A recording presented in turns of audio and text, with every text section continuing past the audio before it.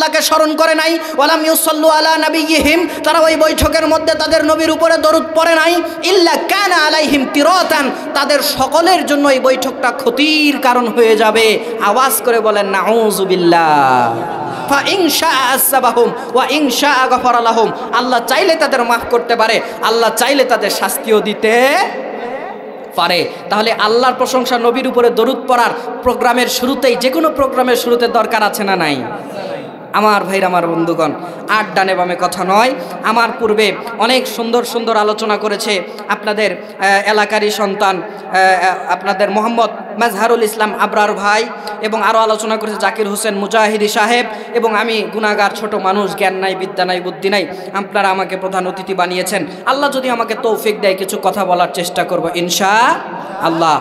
আরও পূর্বে এসা পরে আরেকজন ভাই আলোচনা করেছিল, সাইদুল ইসলাম মাসুদ নামে যে ভাই আলোচনা করেছিল, ও কিন্তু আপনাদের কুমিল্লার কৃতি সন্তান, ভালো বক্তব্য দেয়, দেশে বিদেশে প্রোগ্রাম করে বেড়ায়, ভারতেও যায়, আমিও ভারতে অনেক প্রোগ্রামে অ্যাটেন্ড করি।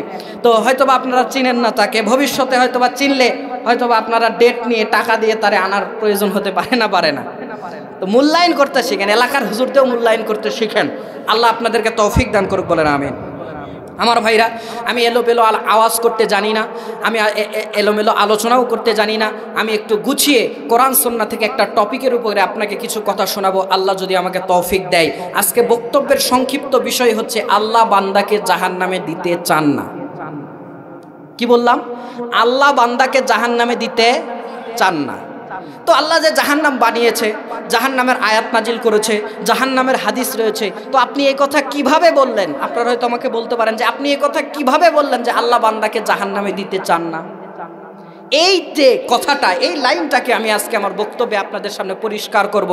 আমি একের পর এক কোরআন সুন্নাহ থেকে দলিল দিয়ে কথা বললে আপনাদের সামনেও পরিষ্কার হয়ে যাবে ইনশাআল্লাহ। কারণ আমি শুনলাম আবরার ভাই আলোচনা নবীজির শানের উপরে আলোচনা করেছে, তো আমি একটু আল্লাহর শানে আলোচনা করি, তাহলে তো একটু পরিপূর্ণ হলো নাকি?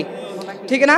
তিনি নবীর শানে বলেছেন, আমিও নবীর শানে বলবো। তিনি যেহেতু ব্যাপক অর্থে নবীর শান নিয়ে বলেছেন, ব্যাপক সময় নিয়ে, তবে আমি বেশিরভাগ সময়টা দিব আল্লাহর শানে ইনশাআল্লাহ। আমাদের আল্লাহ আমাদেরকে কত ভালোবাসেন, আল্লাহ আমাদেরকে জাহান্নামে দিতে চান না, আজকে আমি প্রমাণ করব ইনশাআল্লাহ। আমার কথা কি আপনারা বুঝতে পারছেন? মাইকের শব্দ ক্লিয়ার? আমি কিন্তু জয়পুরহাটের মানুষ, আপনারা কিন্তু কুমিল্লার মানুষ, কথা বোঝা যায়? মাশাআল্লাহ, একটা তাকবীর দেন দেখি। নারায়ে তাকবীর, নারায়ে তাকবীর। মাশাআল্লাহ, মোটামুটি কিছুক্ষণ আলোচনা শুনবেন বলে বোঝা যাচ্ছে।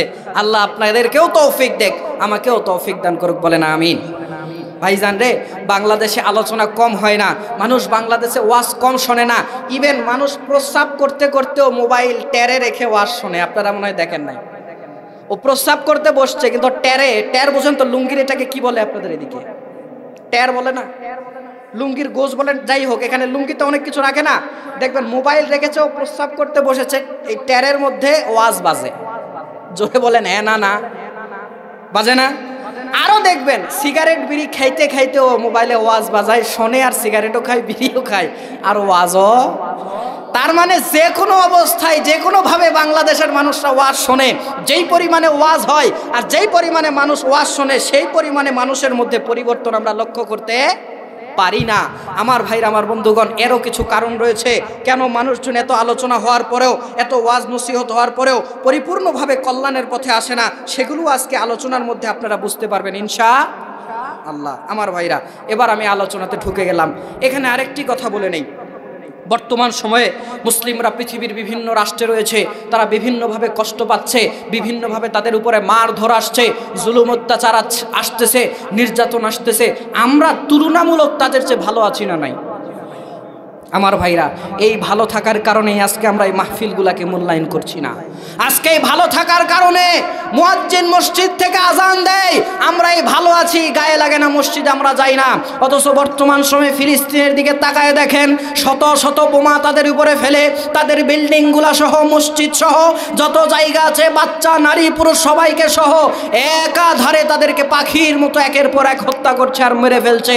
আমার ভাইরা, এই অবস্থায় আমরা ভালো আছি, এই সময় আমরা কোরআন সুন্নাহর অনুষ্ঠানের আয়োজন করার সুযোগ পাচ্ছি, মসজিদে যাওয়ার সুযোগ পাচ্ছি, কিন্তু আমরা এগুলোকে মূল্যায়ন করছি না। এটা আমাদের জন্য চরম ব্যর্থতা। ইসলাম সাহাবীরা কত কষ্ট করে পেয়েছে। একজনের একটু ছোট্ট করে উদাহরণ দেই। আল্লামা ইবনুল কাইয়িম আল জাওজি রাহিমাহুল্লাহ, তার একটি কিতাব রয়েছে জাদুল মাদ, আলেমরা চিনবেন, বিশ্ববিখ্যাত গ্রন্থ। এই জাদুল মাদের মধ্যে আল্লামা ইমাম ইবনুল জাওজি একটা হাদিস নিয়ে এসেছেন। আল্লামা ইমাম ইবনুল কাইয়িম একটা হাদিস নিয়ে এসেছেন। সিরাত গ্রন্থগুলোর মধ্যে ওই ঘটনাটা আপনারা পেয়ে যাবেন। আল্লাহর নবী সাল্লাল্লাহু আলাইহি ওয়াসাল্লামের কাছে একজন সাহাবী আসলো এমন অবস্থায় যে তার শরীরে কোনো কাপড় নাই। এই সাহাবীর নাম পূর্ববর্তী যুগে ছিল আব্দুল উজ্জা। আব্দুল উজ্জা ইসলাম কবুল করার পূর্বে চাচার আন্ডারে ছিল, চাচার কাছে সে থেকে বড় হয়েছে, চাচার সঙ্গে তার থাকা। বাবা ছোটবেলায় মারা গেছে, অনেক সম্পদ রেখে মারা গেছে। এত সম্পদ বাবা রেখে যাওয়ার পরেও সন্তান হিসেবে সে ভোগ করতে পারতো না, কারণ তার চাচা ছিল। বাপের পক্ষ থেকে যত সম্পদ ছিল চাচা সব হস্তগত করে নিয়েছে, চাচা সব নিজের নামে করে নিয়েছে। চাচার ভয়ে আব্দুল উজ্জা কোনো কথা বলতে পারতো না, ইচ্ছা মতো চলতে পারতো না। চাচা যখন তাকে কণ্ঠাসা করে রেখেছে, আল্লাহর নবী ইসলাম প্রচার করে মক্কার মধ্যে, এটা আব্দুল উজ্জার কানে আসে। আব্দুল উজ্জা আল্লাহর নবীকে মনে মনে ভালোবাসা শুরু করে দিল, আল্লাহর নবীকে মোহাব্বত করা শুরু করে দিল, আল্লাহর নবীকে মন থেকে মেনে নেওয়া শুরু করে দিল। কিন্তু আব্দুল উজ্জা তো তার চাচার আন্ডারে থাকে। চাচাটা বড় খারাপ, চাচাটা বড় খারাপ। যদি ইসলামের নাম আব্দুল উজ্জা চাচার সামনে উল্লেখ করে, চাচা তাকে বের করে দিবে তার কাছ থেকে। এই বয়সে ছোট মানুষ কিছু বলতে পারতো না। বাবা ছোটবেলায় মারা গিয়েছে, মা অন্য এক জায়গাতে সংসার হয়েছে, সেই জায়গাতে তার বিয়ে হয়ে গেছে, সেই জায়গাতে থাকে। এমন অবস্থায় পার করতে করতে আব্দুল উজ্জার কানে খবর চলে আসলো মক্কা বিজয় হয়ে গেছে, মক্কাটা মুসলিমদের আন্ডারে চলে এসেছে, মুসলমানরা মক্কা পেয়ে গেছে। তখন আব্দুল উজ্জার অন্তরের মধ্যে একটু সাহস চলে আসলো। আব্দুল উজ্জা চাচার কাছে গিয়ে বলছে, চাচা আপনি কি ইসলাম কবুল করবেন? চাচা বলছে, না আমি কখনো ইসলাম কবুল করব না। আব্দুল উজ্জা চাচাকে ডাক দিয়ে বলে, চাচা আপনি যদি ইসলাম কবুল না করেন, আমি আপনার ভাতিজা, আপনাকে বললাম আমি অনেক আগে থেকে মুহাম্মদ সাল্লাল্লাহু আলাইহি ওয়াসাল্লামকে পছন্দ করি, তাকে আমি বড় ভালোবাসি, আমি তার ইসলাম কবুল করতে চাই। চাচাকে যখন এই কথা বলে দিয়েছে, চাচা সঙ্গে সঙ্গে রেগে গিয়ে বলছে, আব্দুল উজ্জা তুমি যদি মুহাম্মদের ধর্ম কবুল করতে যাও, তোমার বাবার পক্ষ থেকে যত সম্পদ তোমার কাছে আছে সব সম্পদ আমি তোমার কেড়ে নেব। জোরে কন্যা আউযুবিল্লাহ। লম্বা ঘটনা, পুরা ইতিহাস বলা আমার ইচ্ছে নয়, শুধু শিক্ষা দেওয়ার জন্য বলছি। আব্দুল উজ্জা ব্যর্থ কণ্ঠে সাহসী ভাষায় চাচাকে বলছে, চাচা আপনি আমার সম্পদগুলো যদি সব কেড়েও নেন, তারপরেও আমি মুহাম্মদ সাল্লাল্লাহু আলাইহি সাল্লামের ধর্ম গ্রহণ করব, পিছপা হব না। আমার ভাইরা এইভাবে যখন বলে দিল, চাচা দেখছে ভাতিজাকে আর ঠেকানোর কোনো কায়দা নাই, আটকানোর আর কোনো পরিস্থিতি নাই। এমন সময় সে আব্দুল উজ্জাকে বলছে, ঠেকানোর জন্য তুমি যদি ইসলাম কবুলের জন্য যাও, তোমার পরনে যত কাপড় আছে এটাও আমি খুলে নেব। আওয়াজ করে বলেন নাউযুবিল্লাহ। পরনের কাপড়ও খুলে নেবে। আব্দুল উজ্জা তখনও ভয় না পেয়ে বলল, চাচা আপনি আমার কাপড় যদিও খুলে নেন, তারপরে আমি ইসলাম কবুল করতে যাব। চাচা যেমনি বলেছে তেমন কাজ, পুরা বডির কাপড় সব খুলে নিল। আব্দুল উজ্জা সে সংকোচ বোধ করলো, আল্লাহর নবীর কাছে আমি কেমন করে যাব, উলঙ্গ অবস্থায় আল্লাহর নবীর কাছে আমি কেমন করে যাই। তখন আল্লাহর নবী সাল্লাল্লাহু আলাইহি ওয়াসাল্লামের কাছে যাইতে আমার লজ্জা লাগে। তখন সে ভাবলো, আমি আমার মায়ের কাছে গিয়ে দেখি, বলি আমার মা আমাকে কিছু সাহায্য করতে পারে কিনা। মায়ের কাছে যাওয়ার পর আব্দুল উজ্জা বলল, মা আপনি অন্য পুরুষের সংসার করেন জানি মা, কিন্তু আমার দিকে তাকায় দেখেন আমার শরীরে কোনো কাপড় নাই। চাচা সব খুলে নিয়েছে। আব্দুল উজ্জার মাকে সব কথা বলার পর আব্দুল উজ্জার মা ঘর থেকে একটা কম্বল দিলেন। এই কম্বলকে দুই টুকরা করলো, করে একটাকে লঙ্গি বানালো, আরেকটা গায়ে চাদর হিসেবে দিল। এই জন্য এই সাহাবীর আরেকটা উপনাম হচ্ছে জুল বাজাদাইন, দুই কম্বলওয়ালা। এই দুই কম্বলওয়ালা সাহাবী আল্লাহর নবীর কাছে গিয়ে এই অবস্থা দেখার পর আল্লাহর নবী তাকে যখন সব বলল, তিনি সব খুলে বললেন, আল্লাহর নবী আমার ইসলাম কবুলের কারণে এই অবস্থা। আল্লাহর নবী তাকে তার জন্য দুঃখ প্রকাশ করলেন আর বললেন, আজ থেকে তোমার নাম আব্দুল উজ্জা নয়, তুমি উজ্জার বান্দা নয়, আমি আল্লাহর নবী আজ থেকে তোমার নাম রেখে দিলাম আব্দুল্লাহ। আজ থেকে তুমি উজ্জার বান্দা নও, আজ থেকে তুমি আল্লাহর বান্দা। জোরে কন্যা সুবহানাল্লাহ। আমার ভাইরা দেখেন কত ইসলামের জন্য কষ্ট করলো, লম্বা ইতিহাস বলা উদ্দেশ্য নয়, জাস্ট আপনাকে শিক্ষা দিলাম ইসলাম কবুলের জন্য তারা কত কষ্ট করেছে। আমাদের কিছুই করা লাগছে না, রেডিমেড মুসলমান হয়েছে, এই জন্য ইসলামকে আমরা যথাযথ মূল্যায়ন করতে পারছি না। আমার ভাইরা এই সাহাবীর পরিণতি বড় শুভ ছিল। আল্লাহ নবী সাল্লাল্লাহু আলাইহি সাহাবী একদিন আল্লাহ নবীকে এসে বলছে, তাবুকের যুদ্ধের দিন যাওয়ার সময়, তাবুকের কিন্তু যুদ্ধ হয় নাই, সন্ধি হয়েছিল, যাওয়ার সময় আল্লাহর নবীর কাছে এসে বলছে, ও আল্লাহর নবী আপনি একটু আল্লাহর কাছে দোয়া করে দেন, আমি যেন আজকে এই যুদ্ধে গিয়ে শহীদ হয়ে যাই, আল্লাহ যেন আমাকে শাহাদাতের মর্যাদা দেয়। তাদের কি চিন্তা। তখন আল্লাহর নবী বলল, একটা লতা নিয়ে এসো, যাও একটা গাছের লতা নিয়ে এসো। সাহাবী নিয়ে আসলো, আল্লাহর নবী হাতে বেঁধে দিয়ে বললেন, আল্লাহ আমি আব্দুল্লাহর রক্ত সমস্ত কাফেরদের জন্য হারাম করে দিলাম, আল্লাহ এর উপরে যেন কোনো কাফের জয়লাভ করতে না পারে। আল্লাহর নবী এই কথা বলল, আব্দুল উজ্জার মন খারাপ। আল্লাহর নবীকে বলছে, আল্লাহর নবী আমি তো শহীদ হতে চাই, আপনি আল্লাহর কাছে দোয়া করে দিলেন, আমি তো আর শহীদ হতে পারবো না। তখন আল্লাহর নবী বলল, শোনো আব্দুল উজ্জা, তুমি ওই যুদ্ধে গিয়ে যদি জ্বরেও মারা যাও, শাহাদাতের মর্যাদা আল্লাহ তোমাকে দিয়ে দিবে। আসলে ওই সাহাবী যুদ্ধে গিয়ে জ্বরে মারা গিয়েছিল এবং আল্লাহ তাকে শাহাদাতের মর্যাদা দিয়েছিল। এবং তাকে যখন কবরে নামানো হচ্ছিল, আল্লাহর নবী স্বয়ং তাকে কবরে নামালেন, সাথে ছিল আবু বকর আর ওমর, আলো ধরে দাঁড়িয়েছিল বেলাল রাদিয়াল্লাহু তাআলা আনহু, আর কবরের সাইডে দাঁড়িয়েছিল ইবনু মাসউদ রাদিয়াল্লাহু তাআলা আনহু। আল্লাহকে ডাক, আল্লাহর নবী যখন আব্দুল্লাহকে কবরে রাখছে, আল্লাহকে বলছে, আল্লাহ এতক্ষণ পর্যন্ত আমি এর উপরে সন্তুষ্ট ছিলাম, আপনিও এখন থেকে এর উপরে সন্তুষ্ট থাকেন, আপনার হাওলায় একে রেখে গেলাম, আপনার জন্য একে রেখে গেলাম। ইবনু মাসউদ দাঁড়িয়ে দাঁড়িয়ে বলছে, ইস এই কবরটা যদি আব্দুল্লাহর না হয়ে আমার হতো, কতই না ভালো হতো, যার উপরে আল্লাহর নবীও খুশি, আল্লাহকেও খুশি হতে বলল। দেখেন ইসলামের জন্য তারা কত কষ্ট করেছে, আল্লাহ তাদের মান সম্মানও দিয়েছে। আমাদেরকেও ইসলামের জন্য ত্যাগ স্বীকার করার প্রয়োজন হলে করতে রাজি আছি না নাই? আল্লাহ তৌফিক দান করুক, বলেন আমিন। এবার আসেন আলোচনার মধ্যে প্রবেশ করে যাই। আমার ভাইরা, আমার বন্ধুগণ, প্রত্যেকটা মানুষ আল্লাহ রাব্বুল আলামিন যে তাকে ভালোবাসে, আল্লাহ যে তাকে জাহান্নামে দিতে চায় না, এটা বান্দার বোঝা উচিত। আল্লাহর নাম বান্দার যখনই মনে হয়, এবারে ওয়াজে ঢুকলাম, আছেন আপনারা মাঠে? আছেন না চলে গেছেন? লিল্লাহি তাকবীর, মাশাআল্লাহ।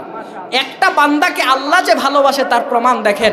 আমরা আল্লাহর নাম শুনলে আল্লাহকে ভয় করি, ভয় আল্লাহকে করতে হবে। আল্লাহর নাম শুনলে আমরা মনে করি আল্লাহ আমাদেরকে জাহান্নামে দিবে, জাক্কুম ফল খাওয়াবে, গিলতেও পারবো না, ফেলতেও পারবো না, হায় হায় কি এক কঠিন অবস্থা। কিন্তু আল্লাহ যে বান্দাকে ভালোবাসে, এইটা একবারও বান্দার মনে আসে না। একজন ঈমানদার আল্লাহকে ভয়ও করবে, ভালোবাসবে। কোরআনে দলিল আছে না নাই? কোরআনুল কারীম সূরাতুল বাকারা 2 নম্বর সূরার 2 নম্বর পারার 165 নম্বর আয়াতে আল্লাহ বলছেন যে একজন ঈমানদার, ওয়াল্লাযীনা আমানু আশাদ্দু হুব্বাল লিল্লাহ, যারা ঈমানদার হবে তাদের অন্তরে একদম শক্ত ভালোবাসা থাকবে কার? আল্লাহর। আচ্ছা, তার মানে বান্দা আল্লাহকে ভালোবাসবে, প্রমাণ পাওয়া গেল না? গেল না? আচ্ছা, আরেকটা প্রমাণ, আল্লাহও বান্দাকে ভালোবাসে। কোরআনে এরকম 11টি আয়াত আমার নোট করা আছে, তার মধ্যে একটি দুটি বলছি।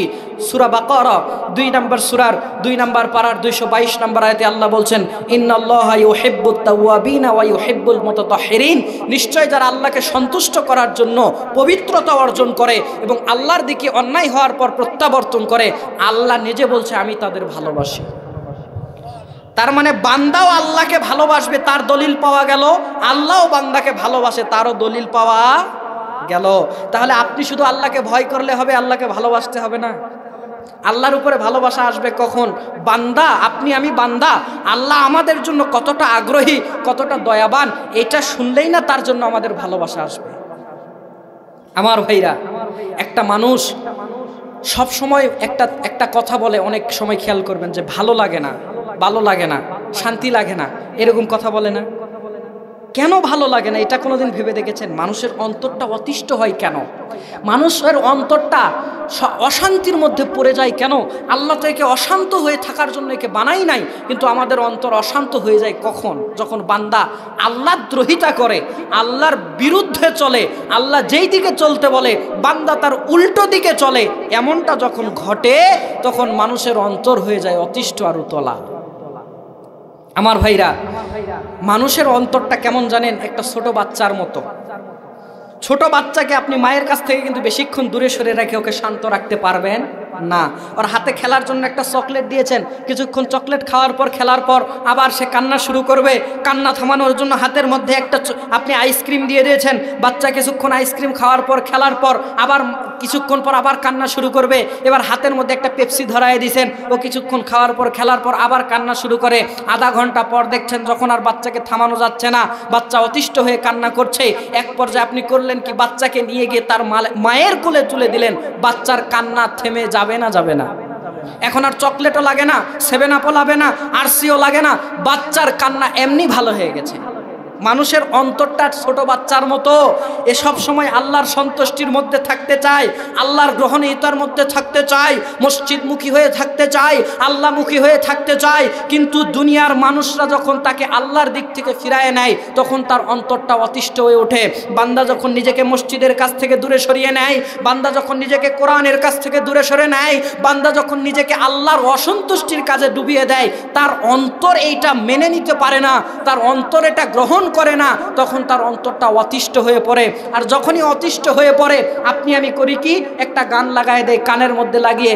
আপনি আপনার ছেলে আপনার মেয়ে দেখবেন কানের মধ্যে গান লাগায়, কানের মধ্যে ইয়ারফোন লাগিয়ে গান শোনে, এরকম আছে না নাই?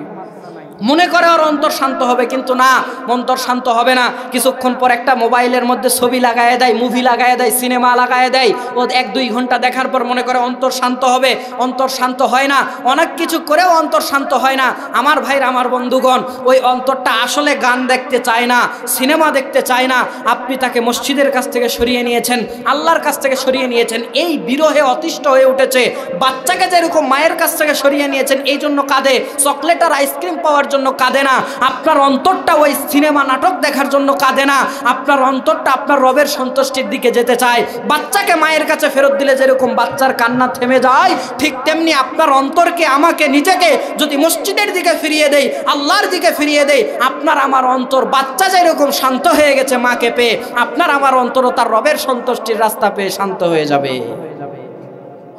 কথা আমার বুঝতে পেরেছেন? এই জন্য অন্তরটা অশান্ত হয়ে উঠে। আপনি দিয়ে দেখেন, যাদের অন্তরে শান্তি নাই, তারা আল্লাহ রাব্বুল আলামিনকে মানে না, আল্লাহর আদেশ নিষেধ মানে না, যাকাত আদায় করে না, দান সাদাকা করে না, সালাত আদায় করে না। এই জন্য আল্লাহ তাদের অন্তর থেকে শান্তি তুলে নিয়েছে। আপনি গুনাহ করে, আল্লাহদ্রোহিতা করে বেশি দিন ভালো থাকতে পারবেন না। দলিল কি?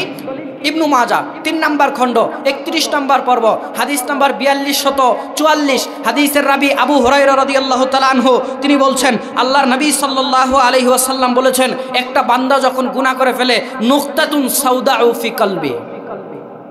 আল্লাহর নবী বলছেন, একটা বান্দা যখন অন্যায় করে ফেলে, একটা বান্দা যখন পাপ করে ফেলে, নুকতাতুন সাউদাউ ফি কলবি, আল্লাহ রাব্বুল আলামিনের পক্ষ থেকে বান্দার অন্তরে একটা কালো দাগ পড়ে যায়। বান্দার অন্তরে যখন কালো দাগ পড়ে যায়, এই কালো দাগের মানেটা কি? আমার ভাইরা মুহাদ্দিসরা আলোচনা করছেন, পৃথিবীর বড় বড় মুহাদ্দিসরা এই হাদিসের আলোচনা করেছেন। অন্তরের মধ্যে কালো দাগ পড়ে যায় মানে কি? আপনি একটা গুনাহ করলেন, একটা অন্যায় করলেন, একটা পাপ করলেন, অন্তরের মধ্যে একটা কালো দাগ পড়ে যায়। 2টা পাপ করলেন, অন্তরের মধ্যে 2টা কালো দাগ পড়ে যায়। 3টা পাপ কাজ করলেন, অন্তরের মধ্যে 3টা পাপ কাজের দাগ পড়ে যায়।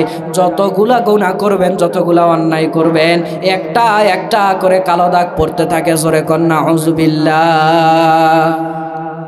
এই কালো দাগের মানে কি? আমার ভাইরা, এই কালো দাগের মানে মুহাদ্দিসরা বলছেন, একটা মানুষের অন্তর যখন অন্যায় করতে করতে নষ্ট হয়ে যায়, তার এই অন্তর আর ভালো কাজের দিকে যেতে চায় না। মাহফিলের মধ্যে নিয়ে আসলেও অন্তর থাকতে চায় না, মাহফিলতে মসজিদের মধ্যে নিয়ে গেলেও মনটা থাকে না, কোরআন তেলাওয়াত করতে বসলেও মনটা টিকে না। ওর অন্তরটা শুধু চায় ফোন চালাইতে, গান শুনতে, নাচের আড্ডাতে যেতে।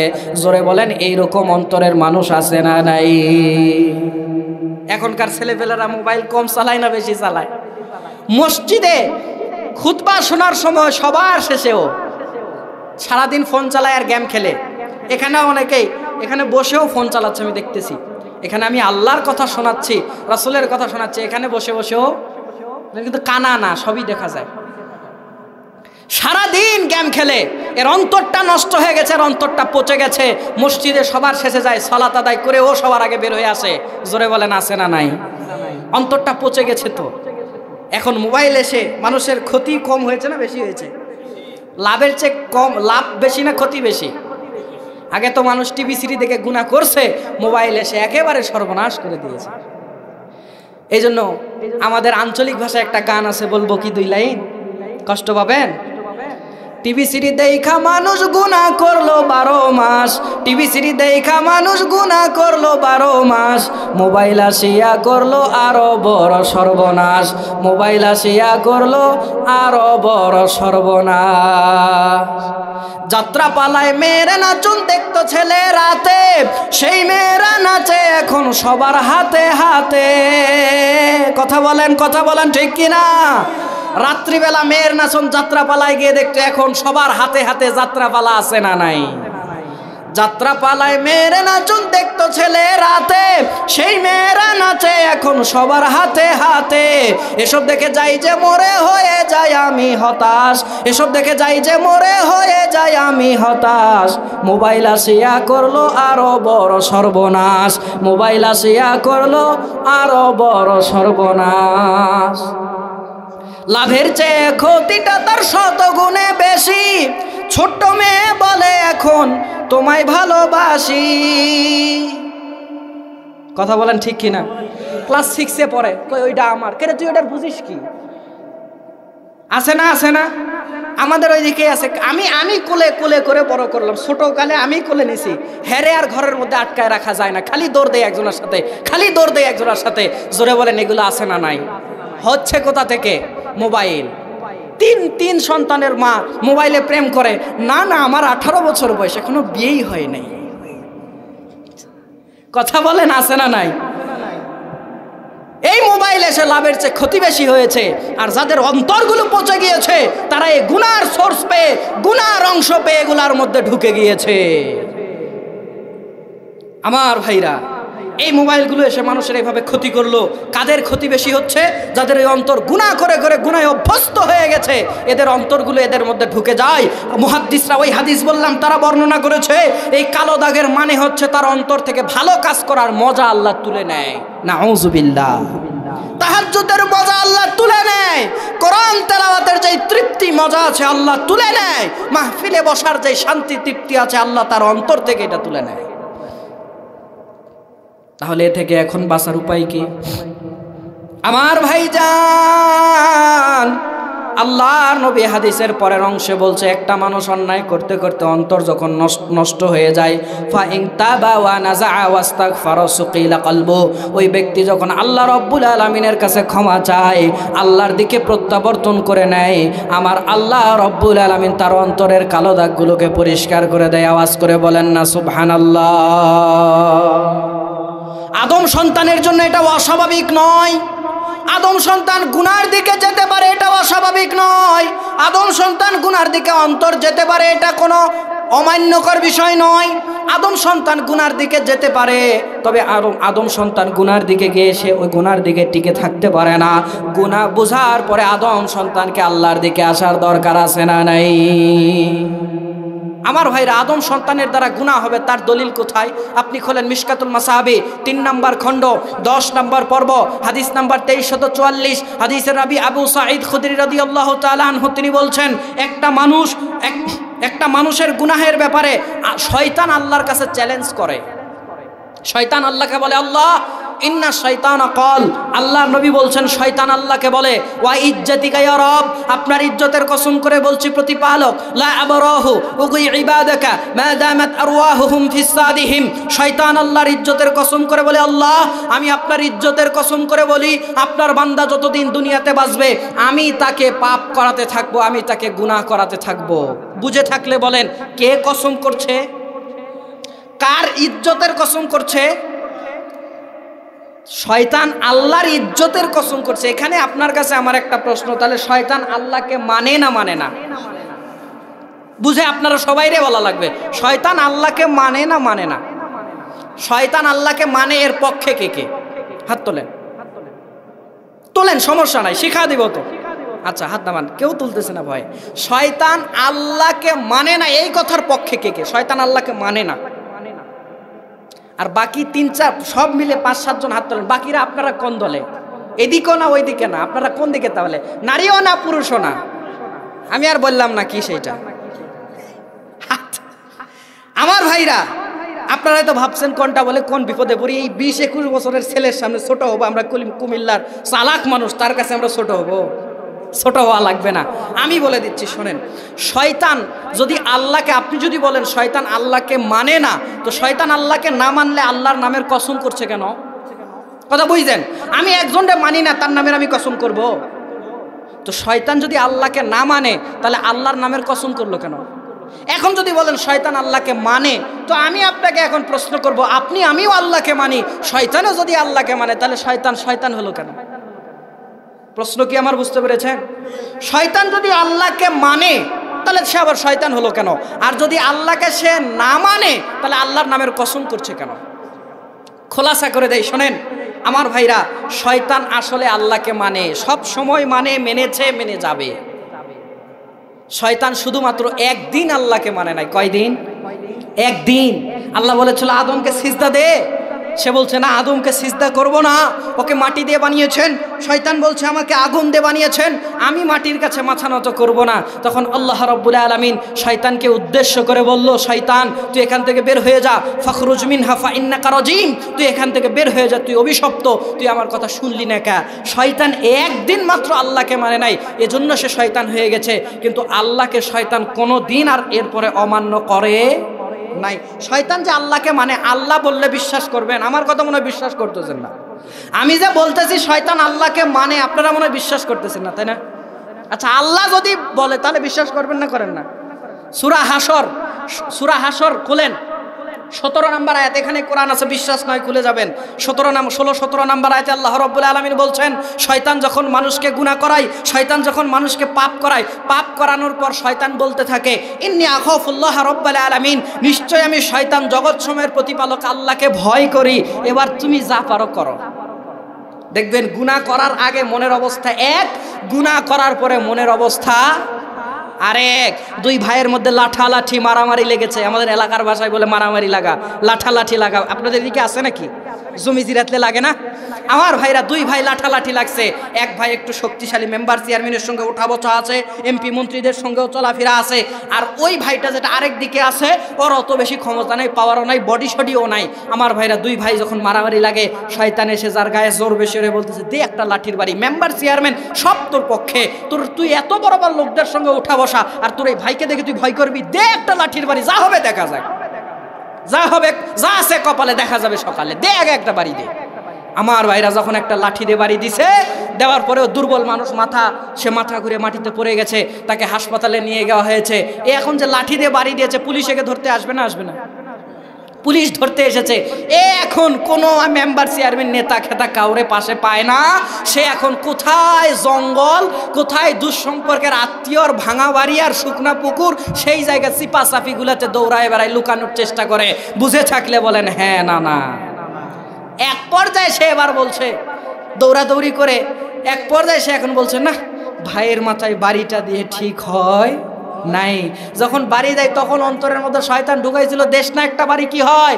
বাড়ি দেওয়ার পরে শয়তান এখন নাই, ওর মানবিকতা জেগে উঠেছে, ওর মনুষ্যত্ব জেগে উঠেছে। ওঠার পরে বলছে, ভাইকে বাড়ি দেওয়া ঠিক হয় নাই। আমার ভাইরা, এই কারণটা কি? গুনাহ করার আগে শয়তান ছিল, গুনাহ বাড়ি দেওয়ার পর, পিটাপিটি হওয়ার পর, মাথা ফাটাফাটি হওয়ার পর শয়তান এখন আছে না গেছে? এই জন্য এখন ওর অন্তর বলছে যে কাজটা করা ঠিক হয় নাই। এটাই আল্লাহ বলছে, শয়তান মানুষকে গুনাহ করায়, শয়তান মানুষকে পাপ করায়, করার পরে সে ওই জায়গা ছেড়ে চলে যায় আর বলে, ইন্নী আখাফুল্লাহ রাব্বুল আলামিন। শয়তান নিজে বলে, নিশ্চয় আমি জগৎ সমূহের প্রতিপালক আল্লাহকে ভয় করি। এবার তুমি যা পারো করো, আমি গেলাম। আমার ভাইরা, তো শয়তান আল্লাহর ইজ্জতের কসম করে বলছে, আল্লাহ আপনার বান্দাদেরকে আমি পথহারা করব। তো শয়তানকে আল্লাহ এত পাওয়ার দিল, শয়তানকে আল্লাহ এত ক্ষমতা দিল। আল্লাহ বলছে, শয়তান তুমি আমার বান্দাদের রক্তে রক্তে চলতে পারবা। আবু দাউদের 1516 নম্বর হাদিস, শয়তান মানুষের রক্তের শিরায় শিরায় চলতে পারে। শয়তানের এত ক্ষমতা আল্লাহ দিছে। আমাদের শয়তানের তুলনায় আমাদের তেমন একটা ওইরকম লুকোচুরি করার ক্ষমতা, মানুষকে এভাবে লুকোচুরি করে শয়তানি করার ক্ষমতা আমাদেরকে আল্লাহ দেয় নাই। শয়তানকে আল্লাহ কি পাওয়ার দিল? শয়তান এখান থেকে দূরে আছে, সে একটা কথা আমার অন্তরে পার করে দিতে পারে। একটা মেয়ে যাচ্ছে, আমার অন্তরের মধ্যে শয়তান ঢুকিয়ে দিল, বা যে কারো অন্তরে ঢুকিয়ে দিল, একজন মেয়ে যাচ্ছে, তাকায় দেখ, শয়তান আমাকে SMS করছে, মোবাইল করে বলছে, কোনো SMS ছাড়া, মোবাইল ছাড়া আপনিও বুঝতে পারেন না যে শয়তান আমার মধ্যে এই কথা ঢুকিয়ে দিয়েছে। আপনি এত কাছে আছেন, এই ভাই আমার এত কাছে আছে, উনি চাইলেও কোনো লেখা বলা বা কিছু করা ছাড়া আমার কাছে কোনো খবর দিতে পারবে, মন থেকে মনে, অন্তর থেকে অন্তরে দিতে পারবে, কিন্তু শয়তান পারবে, আমাকেও পারবে, আপনাকেও পারবে, সবাইকে পারবে। কি পাওয়ার আল্লাহ ওরে দিছে?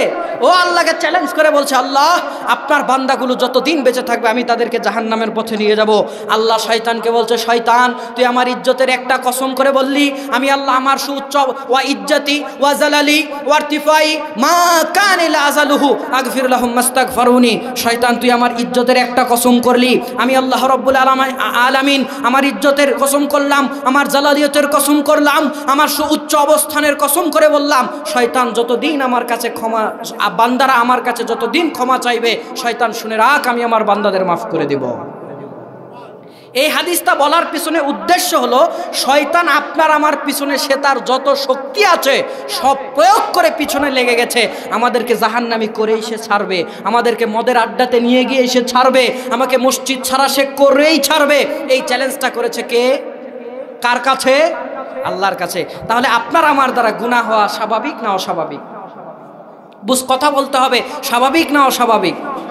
আরেকটা দলিল দেয় বান্দার দ্বারা যে গুনাহ হবে, এই হাদিসটা রয়েছে ইবনু মাজাহ 3 নম্বর খণ্ড 31 নম্বর পর্ব, হাদিস নাম্বার 4151। হাদিসের রাবি আবু সাঈদ, হাদিসের রাবি আনাস রাদিয়াল্লাহু তাআলা আনহু, তিনি বলছেন, কুল্লু বানি আদম খাত্তাউন ওয়া খায়রুল খাত্তাইন আত-তাওয়াবুন। প্রত্যেক আদম সন্তান পাপী, প্রত্যেক আদম সন্তান ভুলকারী, তবে সবচেয়ে ভালো ভুলকারী হলো সে যে ভুল করার পর তার আল্লাহর কাছে ক্ষমা চায়। এই দুই হাদিস থেকে কি বুঝলেন? আদম সন্তানের দ্বারা গুনাহ হবে না হবে না? বুঝে থাকলে বলেন হবে না হবে না? তো গুনাহ বুঝার পর গুনার উপরে টিকে থাকা আদম সন্তানের জন্য কখনোই জায়েজ নয়। গুনাহ করা অপরাধ, তবে গুনাহ বুঝার পরে গুনার উপরে টিকে থাকা তার চেয়ে বড় অপরাধ। এখন আল্লাহর দিকে আপনাকে আমাকে ফেরত আসতে হবে। আল্লাহর দিকে ফেরত আসলে আল্লাহ আমাদেরকে জাহান্নামে দেবেন না। বান্দা পরকালে যেই কারণগুলোর কারণে জাহান্নামে যাবে তার একটা কারণ হচ্ছে গুনাহ বেশি হওয়া। এই গুনাহটা আল্লাহ বলছে, বান্দা তুই আমার কাছে একটু ক্ষমা চা, আমার দয়া এত বেশি। মা বোনেরা কি আছে ওয়াজ শুনতেছে? মা বোনদের প্যান্ডেল আছে, বাড়ির থেকে শুনতেছে না? আচ্ছা, তাদের একটু সাইটে ব্যবস্থা করে দিবেন, তারাও শুনবে। যদি আগামী থেকে ধরেন এখানে আশেপাশে আর কোথাও জায়গা থাকলে তাদের একটা প্যান্ডেল ভিন্ন করে দিলেন, তারা ওখানে এসে শুনলো। আসলে বাসাতে থেকে কি ওয়াজ শুনে ও জানা আছে মহিলাদের, ও প্যান্ডেলে বসেই গল্প করে, বউ কি খবর, তোমার কি হয়েছে, এই হয়েছে সে হয়েছে, তোমার জামায় কি কিনে দিল, শাড়ি টাড়ি। ও প্যান্ডেলে বসে যদি এই গল্প করে, বাড়িতে বসে ওয়াজ শুনতেছে, কি যে করতেছে গিয়ে দেখতে পারবেন। একটা ব্যবস্থা করবেন ইনশাআল্লাহ, কারণ তারাই ওয়াজ শুনতে বেশি আসে। আমরা দেশ বিদেশে ঘুরছি, প্রত্যেক বছর ইন্ডিয়াতে যাই, বাংলাদেশে সহ অনেক প্রোগ্রাম আল্লাহ আমাকে দেশে বিদেশে করায়। আলহামদুলিল্লাহ, বয়স খুবই কম, আমার কোনো জ্ঞান নাই, বিদ্যা নাই, বুদ্ধি নাই, তারপরে আল্লাহ ব্যবস্থা করে দেয়, নিয়ে যাই। আমি দেখি তাদের সংখ্যায় বেশি থাকে। ব্যবস্থা করবেন ইনশাআল্লাহ, দেখবেন মাহফিল আরো প্রাণবন্ত হবে। ওরা মহিলারা তাদের যেটুকু আছে ওরাও ওদের সাদা দিবে যে মাহফিলে নেন 200 টাকা, মহিলাদের জন্য আয়োজন করছেন, নেন আমি খুশি হয়ে দিলাম, রাখেন মসজিদের জন্য বা মাহফিলের জন্য। কথা বুঝতে পেরেছেন? তো যাই হোক, আল্লাহ বলছো বান্দা তুমি গুনাহ কমাই আসো, আমি তোমাকে জান্নাত দেব। আমার ভাইরা, আল্লাহ, আমি শিরোনাম কি দিয়েছিলাম? আল্লাহ বান্দাকে জাহান্নামে দিতে চান না। এবার দলিল নেন। এই হাদিসটি পাবেন মিশকাতুল মাসাহাবি 3 নম্বর খণ্ড 10 নম্বর পর্ব 2326 নম্বর হাদিস। হাদিসের রাবি আবু যর রাদিয়াল্লাহু তাআলা আনহু, তিনি বলছেন, আল্লাহর নবী সাল্লাল্লাহু আলাইহি ওয়াসাল্লাম বলেছেন, ইয়া ইবাদি, হে আমার বান্দারা, ইন্নাকুম তুখতিউনা বিল-লাইলি ওয়ান-নাহার, তোমরা রাত দিন গুনাহ করতে থাকো, ওয়া আনা আগফিরুজ যুনুবা জামিআ, আর আমি তো তোমাদের সেই আল্লাহ, ফাস্তাগফিরুনি আগফির লাকুম, তোমরা আমার কাছে ক্ষমা চাও, আমি তোমাদের যাবতীয় জীবনের গুনাহগুলোকে মাফ করে দেব। আমার ভাইরা, আরেকটি হাদিস উল্লেখ করি। এই হাদিসটা আপনি পাবেন সহিহ মুসলিম 6 নম্বর খণ্ড কিতাবুত তাওবা, হাদিস নাম্বার 6734। রাসূলুল্লাহ সাল্লাল্লাহু আলাইহি ওয়াসাল্লামের জলিলুল কদর সাহাবী আবু মুসা আশআরী রাদিয়াল্লাহু তাআলা আনহু হাদিস বর্ণনা করছেন। তিনি বলেছেন, আল্লাহ রাব্বুল আলামিন বলেন, ইন্নাল্লাহা আযজা ওয়া জাল্লা ইয়াবসুতু ইয়াদাহু বিল-লাইলি লিয়াতুবা মুসিউন নাহার ওয়া ইয়াবসুতু ইয়াদাহু বিন-নাহারি লিয়াতুবা মুসিউল লাইল হাত্তা তাতলুয়া শামসু মিন মাগরিবিহা। হাদিসটার বর্ণনা আবু মুসা আশআরী রাদিয়াল্লাহু তাআলা আনহু, তিনি বলছেন, নিশ্চয় আল্লাহ রাব্বুল আলামিন রাতের বেলা বলতে থাকে, আল্লাহ নিজে বলে হাদিসে কুদসি, আল্লাহ বলতে থাকে বান্দা তুমি দিনের বেলা অন্যায় করেছো, রাতের বেলা আমার কাছে ক্ষমা চাও, তোমার দিনে করা গুনাহগুলো আমি আল্লাহ রাতে মাফ করে দেব। আবার আল্লাহ রাব্বুল আলামিন রাতের বেলা বান্দাদেরকে ডাক দেয়ার বলে, হে বান্দারা তোমরা দিনের বেলা গুনাহ করে রাতের বেলা গুনাহ করেছো, দিনের বেলা আমার কাছে ক্ষমা চাও, আমি আল্লাহ তোমাদের দিনে করা গুনাহগুলোকেও মাফ করে দেব। এটা শুধু কোন দিনের জন্য? বিশেষ কোনো রাতের জন্য কি? বিশেষ কোনো দিনের জন্য কি? এটা কি শবে বরাতের জন্য, শবে কদরের জন্য? না না না। আল্লাহর নবী বলছেন হাত্তা তাতলু আশ-শামসু মিন মাগরিবিহা, সূর্য যতদিন উল্টা দিক থেকে না উঠবে বান্দাকে আল্লাহ এভাবে ডাকতেই থাকবে যে বান্দা তুই আমার দিকে আয়, তুই আমার কাছে ক্ষমা চাওয়া মাত্র আমি তোকে মাফ করে দেব। কি বুঝতে পারছেন? আল্লাহ বান্দাকে জাহান্নামে দিতে চায় না জান্নাতে। আরো সামনে চলেন, আরো ক্লিয়ার হবে। আপনি আমি যদি অন্যায় করার পর আল্লাহর দিকে ফেরত আসি, আল্লাহ রাগ হয় না খুশি হয়? খুশি হয়। আপনি ধরেন এক গাছের আম চুরি করছেন, করার পর গাছওয়ালার কাছে গিয়ে বলছেন চাচা আপনার গাছের এক বস্তা যে আম চুরি হয়েছে, আম চুরিটা আমি করছি, আল্লাহর ওয়াস্তে মাফ করে দেন। আমার ভাইরা, চাচা আপনাকে হয়তোবা যদিও মাফ করে, মনে মনে আপনার উপরে খুশি না বেজার? বুঝে থাকলে বলেন খুশি না বেজার? মনে মনে বলতেছে রাগ ঠান্ডা হওয়ার পর আসছিস, আর 2টা দিন আগে আসলে তোর পুকুরে চুবাইতাম। প্রথম গাছের আম ধরছে তুই চুরি করে খাইছস, আবার মাপ চাইবার আসিস। মনে মনে বলবে। আসলে মনে মনে খুশি না। কিন্তু আমার আল্লাহর দিকে বান্দা যখন ক্ষমা চায়, অন্যায় করার পর আল্লাহর দিকে যখন ফেরত আসে, আমার আল্লাহ বান্দার উপরে রাগ হয় না খুশি হয়? দলিল কি? দলিল কি? একটি হাদিস বলবো, তারপর কোরআনের একটি আয়াতের দলিল দিব। আল্লাহ কত বেশি খুশি হয় দেখেন। আল্লাহর নবী একদিন সাহাবীদেরকে বলছে, হাদিসটা কোথায় পাবেন? হাদিসটা পাবেন সহিহ মুসলিম 6 নম্বর খণ্ড কিতাবুত তাওবা, হাদিস নাম্বার 6708, 6703। এছাড়াও বিভিন্ন হাদিস গ্রন্থে হাদিসটির উল্লেখ রয়েছে। রাসূলুল্লাহ মুহাম্মদ সাল্লাল্লাহু আলাইহি ওয়াসাল্লাম একদিন সাহাবীদেরকে বলছেন, ও সাহাবীরা, একটা বান্দা যখন অন্যায় করার পর, একটা বান্দা যখন পাপ করার পর আল্লাহর দিকে ফেরত আসে, আল্লাহ বান্দার উপরে কত খুশি হয় তোমরা কি জানো? সাহাবীরা বলছেন না, আল্লাহ এবং তার নবী ভালো জানে, আমরা জানি না। আল্লাহর নবী উদাহরণ দিয়ে বলছেন, সাহাবীরা শোনো, একটা বান্দা অন্যায় করার পর, একটা বান্দা পাপ কাজ করার পর যখন আল্লাহ রব্বুল আলামিনের দিকে ফেরত আসে, আমার আল্লাহ রব্বুল আলামিন বান্দার উপরে কত বেশি খুশি হয়ে যায়, আমার আল্লাহ বান্দার উপরে কত বেশি রাজি হয়ে যায়। তোমরা মনে করে আল্লাহর নবী উদাহরণ দিচ্ছেন, তোমরা ধরো একটা মানুষ সফর করার জন্য মরুভূমির রাস্তা পার হয়ে এসে যাচ্ছে। মরুভূমির রাস্তা পার হয়ে যাওয়ার সময় আল্লাহর নবী সাল্লাল্লাহু আলাইহি ওয়াসাল্লাম বলছে, ওই ব্যক্তিটা যখন মরুভূমির রাস্তা পার হয়ে যাচ্ছে, যাওয়ার সময় সে একটা উটের উপরে সওয়ারি হয়ে যাচ্ছে, উটকে সঙ্গে নিয়ে যাচ্ছে। যাওয়ার সময় মরুভূমির প্রান্তরে সে মনে করলো আমি বড় ক্লান্ত হয়ে গেছি, আমি বড় পরিশ্রান্ত হয়ে গেছি, আমার একটু বিশ্রাম নেওয়ার দরকার আছে। এই কথা চিন্তা করে সে একটা গাছের নিচে বসে গেল। একটু আওয়াজ করে বলেন না সুবহানাল্লাহ। আমরা সফর করতে গিয়ে ক্লান্ত হই না? হই না? আমার ভাইরা, আমরা বক্তা মানুষরা, আমাদের ক্লান্তিটা আরও বেশি। 450 কিলোমিটার রাস্তায় এসেছে, আবার যাব, এভাবে চলছে।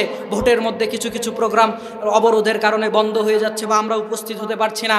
আপনাদের প্রোগ্রাম এত দূর যে আমি আসতে পারবো নিজেও ভাবি নাই, কারণ গতকালকেও 2 দিনও অবরোধ ছিল, বরং শুক্রবার 6টা পর্যন্ত অবরোধ ছিল না? ভয়ে ভয়ে আসলাম, ড্রাইভারও ভয়ের মধ্যে, নানান ভয়ের মধ্যে আমরা আসলাম যে কি যে হয়। গাড়িতে যারা ছিলাম সবারই ভয় যে কোথায় থেকে বুঝে আগুন উপরে ফেলে দেয়, ঠিক না? অনেক একটা ভয় ভীতির মধ্যে আমরা চলাফেরা করছি। তারপরেও আল্লাহ আমাদেরকে নিয়ে আছে। রাত কোথায় দিনেই যে এখন প্রোগ্রাম শেষ করে যাব, কতটুকুই গাড়িতে ঘুম হবে, খাওয়া দাওয়া চলাফেরা। আমার ভাইরা, আমাদেরও তো চলতে চলতে ক্লান্তি চলে আসে, আপনাদেরও তো চলতে চলতে ক্লান্তি চলে আসে। রাস্তাতে বের হলে আমাদের সবার ক্লান্তি আছে না নাই? আছে। লোকটা ক্লান্ত মনে করলো, মরুভূমির পথ দিয়ে যাচ্ছে উটের পিঠে চড়ে, তখন তো উট ছাড়া আর কোনো বাহন নাই মরুভূমিতে চলার জন্য। উটকে সাথে নিয়ে গিয়ে মনে করছে অনেক দূর এসেছি, ক্লান্ত হয়ে গেছি, একটু বসে বিশ্রাম নেই। আমার ভাইরা, এই কথা চিন্তা করে সে যখন একটা গাছের নিকটে বসে গেল, একটা গাছের ছায়াতে বসে গেল আরাম করার জন্য, সে মনে করলো আমি একটু আরাম করব, কিন্তু ঘুমাবো না। এই চিন্তা ভাবনা করে সে তার ওই উটকে, প্রাণীকে, বাহনকে বাঁধে নাই, ছেড়ে দিয়েই রেখেছে যে কিছুক্ষণ বসে উঠে আবার চলে যাব। কিন্তু পরিশ্রান্ত ক্লান্ত শরীর, সে বসার সাথে সাথেই তার চোখে ঘুম চলে এসেছে। আর বাহনটা কোথায় যে চলে গেছে, ওই যে বাঁধে নাই, কোথায় যে চলে গেছে, সে ঘুমিয়ে যাওয়ার কারণে বাহনকে আর খুঁজে পেল না। চোখটা খোলার পর তাকিয়ে দেখে তার বাহন আর সেই জায়গাতে। বাহনটা যখন ওই জায়গা থেকে চলে গেল, লোকটা মনে করলো আমার আর বাঁচার কোনো উপায় নাই। ওই বাহনের মধ্যে আবার খাবার ছিল, পানি ছিল, সব সহ বাহনটা আমার হারিয়ে গেল। লোকটা চারিদিকে বাহনটাকে খুঁজলো, বাহনটা আমার কোন জায়গাতে চলে গেল। চারিদিকে খোঁজার পর যখন বাহনকে খুঁজে পেল না, এক পর্যায়ে সে মনে করলো বাঁচার আর কোনো উপায় নাই, আমি এত দূর পর্যন্ত চলে এসেছি, বাহন ছাড়া আমি আমার বাড়িতেও যেতে পারবো না। আমি এত দূর পর্যন্ত চলে এসেছি, সামনের দিকেও আমি বাহন ছাড়া যেতে পারবো না। আমি এমন পর্যায়ে চলে এসেছি, আমার কাছে খাবারও নাই, পানিও নাই। খাবার পানি ছাড়াই মরুভূমির গরমের মধ্যে আমি বেশিক্ষণ বাঁচতে পারবো না, আমার আর বাঁচার কোনো কায়দা নাই। মরুভূমির গরম বড় কষ্টের গরম। আমি কিছুদিন আগে উমরা থেকে আসলাম। সৌদি আরবের মধ্যে দুপুরবেলার রাস্তা আপনি জুতা ছাড়া চলতে পারবেন না। একদিন হারামে আমি তাওয়াফ করার পর মনে করলাম আজকে জুতাটা আর হাতে করে নেব না, বিরক্ত মনে হলো, জুতাটা একটি সাইডে রেখে দিয়েছে। আপনারা যারা হজ আর উমরা করতে যাবেন, ভুল করেও জুতা কখনো আশেপাশে সাইডে রাখবেন না। রাখলে কি হবে? চুরি হবে। বাংলাদেশের মধ্যে চুরি হবে, রাখবেন না। আমি কেন বললাম? কারণ ক্লিনাররা জুতা পেলে সব ডাস্টবিনে পরিষ্কার করে ফেলে দিবে। কথা বুঝতে পেরেছেন?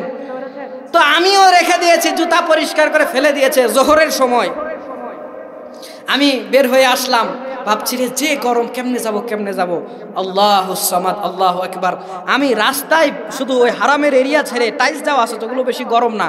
যেটা হারামের মসজিদে আপনার এই যে আপনার কি বলে, যেটা হারামের চত্বরের মধ্যে যে টাইলস আছে, যারা হজ ওমরাতে গেছেন, ওইটা সারাদিনও কখনো রোদে গরম হয় না। কেন হয় না জানেন? ওটা পৃথিবীর একটা বিশেষ টাইলস দিয়ে তৈরি। ওই ইতিহাসের দিকে আমি আজকে যেতে পারবো না। কেন এই টাইলসটা গরম হয় না, ওই টাইলসটা পেলো কোথায়, এরও ইতিহাস রয়েছে, আমি সেদিকে গেলাম না। তবে ওই এরিয়া থেকে বের হয়ে আসলেই রাস্তার গরম আপনার পায়ে লাগবে না? লাগবে না? লাগবে। প্রচণ্ড গরম আমার ভাইরা। আমি ব্যাং যেরকম লাফ দিয়ে যাই, আমি এরকম তিরিং বিরিং করে লাফ দিয়ে কোনো মতে ঘর পর্যন্ত এসে পৌঁছিয়েছি। পায়ে আমার একটা ফোসকা উঠেছিল। চিন্তা করেন, আমি আপনাকে বুঝাচ্ছি মরুভূমির গরম কি গরম। তো এই পরিস্থিতির গরমে ক্লান্ত পরিশ্রান্ত হয়ে সে গাছের নিচে একটু বসেছে। এই গরমে বাহন ছাড়া, খাবার ছাড়া, পানি ছাড়া সে বেশিক্ষণ টিকতে পারবে না। আমার ভাইরা, আমার বন্ধুগণ, সেই গরমকে উপেক্ষা করে চারিদিকে খোঁজার পর যখন পেল না, মনে করলো আমার আর বাঁচার কোনো উপায় নাই। সে মনে করলো আমি যেই জায়গাতে ছিলাম ওই জায়গাতে গিয়ে আবার ঘুমোতে আমি মরে যাই। আল্লাহর নবী দুনিয়ার মানুষকে উদাহরণ দিচ্ছে। লোকটাই চিন্তা করার পর ওই জায়গাতে যখন চলে গেল, ওই জায়গাতে আসার পর তার চোখের মধ্যে আবার ঘুম চলে আসলো। ঘুম যখন চোখের মধ্যে চলে আসলো, সে মনে করলো এই ঘুমে, আমি ঘুমের দুনিয়া থেকে আমি যেন আল্লাহর কাছে চলে যাই, আমি যেন মরে যাই। কিন্তু রাখে আল্লাহ মারে কে। ঘুম যখনই তার চোখের মধ্যে চলে এসেছে, ঘুম থেকে চোখটা খোলার সঙ্গে সঙ্গে আল্লাহ রব্বুল আলামিন খাবার পানি সহ তার ওটটাকে হাজির করে দিয়েছে। একটু আওয়াজ করে বলা যাবে কি সুবহানাল্লাহ? খাবার পানি সহ ওটটাকে যখন সে পেয়ে গিয়েছে, লোকটা খুশি হয়ে গেল।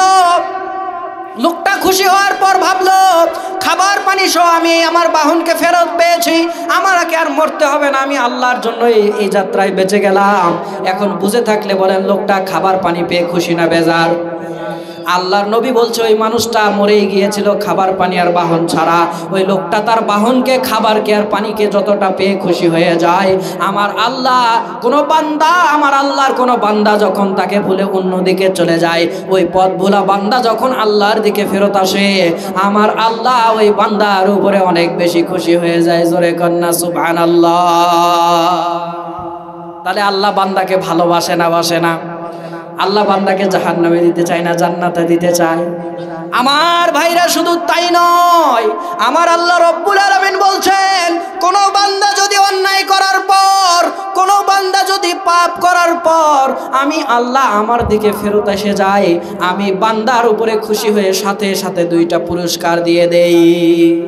কোরআনুল কারীম সূরাতুল ফুরকান 25 নম্বর সূরার 19 নম্বর পারার 70 নম্বর আয়াতে আল্লাহ বলছেন, ইল্লা মান তাবা ওয়া আমানা আমিলা আমালান সালিহান ফাউলাই ফাউলাইকা ইউবাদদিলুল্লাহু সাইয়্যাতিহিম হাসানাত। ও দুনিয়ার মানুষরা তোমরা শুনে রাখো, একটা মানুষ অন্যায় করার পর, একটা মানুষ পাপ করার পর যখন আল্লাহর দিকে ফেরত আসে, আমার আল্লাহ সাথে সাথে তাকে দুইটা পুরস্কার দিয়ে দেয়। এক, আল্লাহ তার আমল নামার সব গুনাহগুলোকে মাফ করে দেয়, আর আল্লাহ তার ওই ফাঁকা আমল নামার মধ্যে নেকি দিয়ে ভরপুর করে দেয়। আপনি আল্লাহর দিকে ফেরত আসলে সাথে সাথে দুইটা পুরস্কার। এক, আল্লাহ বলছে বান্দা তোর আমল নামার মধ্যে গুনাহ ছিল, আমি আল্লাহ তোর গুনাহগুলোকে সব পরিষ্কার করে দিয়ে সাদা পৃষ্ঠা বানিয়ে দেই। শুধু সাদা পৃষ্ঠা বানিয়ে দেই, আমি আল্লাহ খুশি নয়। আমার আল্লাহ বলছেন ফাউলাইকা ইউবাদদিলুল্লাহু সাইয়্যাতিহিম হাসানাত। আল্লাহ বলছে আমি নিজে তোর আমল নামা, ওই যে ফাঁকা আমল নামা, গুনাহমুক্ত সাদা আমল নামাকে যেই পরিমাণ গুনাহ ছিল ওই পরিমাণ নেকি দিয়ে ভরপুর করে দেয়। তার মানে আমসুর আমও চুরি করলো, আমসুর আমও চুরি করলো, মাফও পেল, এক বস্তা আমও পেল। ঘটনা কিন্তু তাই ঘটলো। আপনার কাছে আম চুরি করে মাপ চেয়েছিল, আপনি রাগ হয়ে গিয়েছিলেন, রাগ তো হয়েছিলেন, তাকে বড় জোর বলেছিলেন তোকে মাফ করলাম। মাফ করার পর কি তাকে আরো 10 কেজি আম দিয়ে বলেছিলেন যে যা এত কষ্ট করে আম চুরি করতে আসছিলি, তোকে 10 কেজি আম দিলাম, বউ বাচ্চা নিয়ে গিয়ে খাস। ঘটেছে এরকম? দুনিয়াতে কোনোদিন এটা ঘটবে? কিন্তু আমার আল্লাহ তাই ঘটাচ্ছে। আমার আল্লাহ বলছে বান্দা এতদিন অন্যায় করেছিস, আম চোরছিলি, গুনাহগার ছিলি, তুই আমার কাছে গুনাহ করেছিস, ক্ষমাও চেয়েছিস, যা আমি তোর গুনাহ মাফ করে দিলাম। শুধু গুনাহ মাফ করলাম না, তোর গুনাহ পরিমাণ নেকি আমল নামায় দিয়ে দিলাম। ফাউলাইকা ইউবাদদিলুল্লাহু সাইয়্যাতিহিম হাসানাত, তোমার ওই গুনাহ পরিমাণ নেকি আবার দিয়ে দিলাম। তার মানে আমসুর আমও চুরি করলো, ধরাও পড়লো, ক্ষমাও পেল, এক বস্তা আমও পেল। এটা দুনিয়ার কোনো মানুষ কিন্তু ঘটাবে না, একমাত্র ঘটাবে আমার আল্লাহ। এছাড়া দুনিয়ার কোনো মানুষ এরকম ঘটনা ঘটাবে না। আমার ভাইরা, আমার বন্ধুগণ, তাহলে আল্লাহ বান্দাকে জাহান্নামে দিতে চায় না জান্নাতে দিতে চায়? আল্লাহর রাগ বেশি না দয়া বেশি? প্রমাণ কি? সহিহ বুখারী 5 নম্বর খণ্ড, সৃষ্টির সূচনা অধ্যায়, হাদিস নাম্বার 2967। হাদিসের রাবি আবু হুরায়রা রাদিয়াল্লাহু তাআলা আনহু, তিনি বলছেন আল্লাহ রাব্বুল আলামিন যখন সৃষ্টি কাজ শেষ করলেন, লাম্মা কাদাল্লাহুল খালক কাতাবা ফি কিতাবি ফাহুয়া ইনদাহু ফাওকাল আরশি ইন্না রাহমাতি গালাবাত গদাবি। আল্লাহ যখন সৃষ্টি কাজ সমাধা করলেন, আল্লাহ যখন সৃষ্টি কাজ শেষ করলেন, আল্লাহ রাব্বুল আলামিন তার আরশের কাছে একটা কিতাবের মধ্যে লিখলেন ইন্না রাহমাতি গালাবাত গদাবি, নিশ্চয় আমার দয়া আমার রাগের উপরে জয় লাভ করেছে। তাহলে আল্লাহর রাগ বেশি না দয়া বেশি? একটু আওয়াজ করে বলেন না সুবহানাল্লাহ। আমার আল্লাহর দয়া বেশি। তার প্রমাণ কি? তিরমিজির একটি হাদিস উল্লেখ করব। তিরমিজি 6 নম্বর খণ্ড 100 নম্বর অনুচ্ছেদ, হাদিস নাম্বার 3541। হাদিসটা আবু হুরায়রা রাদিয়াল্লাহু তাআলা আনহু বর্ণনা করেছেন। ম্যাক্সিমাম আজকে বক্তব্যের হাদিসগুলো আবু হুরায়রা রাদিয়াল্লাহু তাআলা আনহুরই আসছে। তিনি বর্ণনা করেছেন আল্লাহর নবী সাল্লাল্লাহু আলাইহি ওয়াসাল্লাম বলছেন, দুনিয়ার মানুষ তোমরা কি জানো আল্লাহ তোমাদেরকে কত ভালোবাসে? আল্লাহর নবী উদাহরণ দিয়ে বলছে খালাকাল্লাহু মিয়াতা রাহমা, আমার আল্লাহ রাব্বুল আলামিন তার বান্দাদের জন্য 100টা দয়া আর রহমত সৃষ্টি করেছে। 100টা দয়া রহমত সৃষ্টি করার পর আমার আল্লাহ রাব্বুল আলামিন একটা দয়া রহমতকে ভাগ করেছে, 99টা আল্লাহর কাছে রেখে দিয়েছে, আর একটা দয়া রহমতকে আল্লাহ ভাগ করেছে। পৃথিবীর শুরু থেকে পর্যন্ত যত সৃষ্টি দুনিয়াতে এসেছে, আদম আলাইহিস সালাম থেকে শুরু করে যত মানুষ এসেছে, যত গরু ছাগল হাঁস মুরগি পিঁপড়া বাঘ ভাল্লুক, যত প্রাণী মুরগি যা আছে পৃথিবীতে, যত প্রাণ এসেছে, সবার মধ্যে দয়া রহমত আছে না নাই? আল্লাহ বলছে ওই 1%কে কেটে কেটে টুকরা টুকরা টুকরা টুকরা টুকরা টুকরা করে পৃথিবীর সব সৃষ্টির মধ্যে আমি আল্লাহ ভাগ করে দিয়েছি। যত সৃষ্টি দুনিয়াতে এসেছিল, যত সৃষ্টি দুনিয়াতে আছে, যত সৃষ্টি ভবিষ্যতে দুনিয়াতে আসবে, সবাই আল্লাহর ওই 1% থেকে কিছু অংশ পেয়েছে। তো কতটুকু পেয়েছে? এত কম যে পৃথিবীতে এই কমকে হিসাব করার কোনো যন্ত্র আমাদের কাছে নাই। আর আল্লাহ নিজের কাছে রেখেছে কয়টা? 99টা। বা মাশাআল্লাহ, আপনারা কথা শুনছেন, আমার বড় ভালো লাগছে। আমার ভাইরা, এই 1%-এর কিছু অংশ দয়া রহমত পাওয়ার পর আপনার আমার মধ্যে যে ভালোবাসা দেখা যায়, আপনি আপনার বাপকে ভালোবাসেন, আপনি আপনার মাকে ভালোবাসেন, আপনি আপনার স্ত্রীকে ভালোবাসেন, স্ত্রীর মাধ্যমে একটা আল্লাহ আপনাকে সন্তান দিয়েছে, বিয়ে করে আনার পর স্ত্রীকে কত মিষ্টি মিষ্টি নামে ডাকেন, সোনা পাখি, জান পাখি, ময়না পাখি, কলিজার টুকরা, কত সুন্দর সুন্দর শব্দে বউকে ডাকেন না ডাকেন না? কিছু কিছু ছেলে পেলে হাসলো, তোমাদের বিয়ে হয় নাই নাকি? এখনো ডাকার সুযোগ এখনো হয় নাই? এই জন্য মুসকি মুসকি হাসতেছে। ছেলেবেলেদেরকে আপনারা বিয়া দেন না, দেন, বিয়া দিয়ে দিবেন। আমি অবশ্য বিয়ে করি নাই, আল্লাহ আমার জন্য ব্যবস্থা করে দেখ বলে না, আমিও বিয়ে করি নাই। 21 আমাদের সচরাচর আমাদের এলাকার নিয়ম হলো মোটামুটি 22, 23, 24 বছর হলে বিয়ে করে। তো এখনই এই বয়সে বিয়ে করি নাই, কিন্তু যত পাত্রীর বাবারা যত পিছে লেগে আছে ওগুলোর দিকে আমি পাত্তাই দেই না। আর তোমাদের নাকি গার্লস স্কুলে গিয়ে হাতে গোলাপ ফুল নিয়ে দাঁড়ায় থাকা লাগে, হাতে গোলাপ ফুল নিয়ে দাঁড়ায় থাকে। তোমার আমার ভালো লাগে গো, হাত থেকে ফুল কেড়ে নিয়ে পা দিয়ে পিষে দিয়ে বলে আয়নাতে তোর চেহারা দেখছিস, যা গিয়ে দেখ। বলেন না, এরকম ছেলে আছে না নাই? এরকম ছেঁচড়া আছে না নাই? আল্লাহ এদেরকে হেদায়েত দান করুক, বলেন আমিন। নিজেকে এমন ভাবে তৈরি করো যুবক, শোনো, সিগারেট খেয়ে ফোন চালিয়ে জীবনের সময় নষ্ট করো না। মেয়ের পিছনে তুমি ঘুরবা কেন? নিজেকে এমন ভাবে তৈরি করো মেয়ের বাপরা যেন তোমার পিছে পিছে এসে করে। মেয়ের বাপদের পিছনে সিরিয়াল লাগাই দিবা। তুমি কেন মেয়ের পিছনে ঘুরবা? মেয়ের বাপদের সিরিয়াল পড়ে যাবে তোমার পিছনে, তোমার বাড়ির দরজাতে এসে বসে থাকবে তোমার সঙ্গে একটু দেখা করার জন্য, মেয়েকে বিয়ে দেওয়ার জন্য মেয়ের বাপ এসে বসে থাকবে। তুমি কেন ওই জায়গাতে গোলাপ ফুল 10 টাকা দিয়ে নিয়ে দাঁড়ায় আছো? শরম হওয়া উচিত তোমার। আল্লাহ হেদায়েত দান করুক, বলেন আমিন। ওইদিকে আজকে গেলাম না আমার ভাইরা, আমার বন্ধুগণ।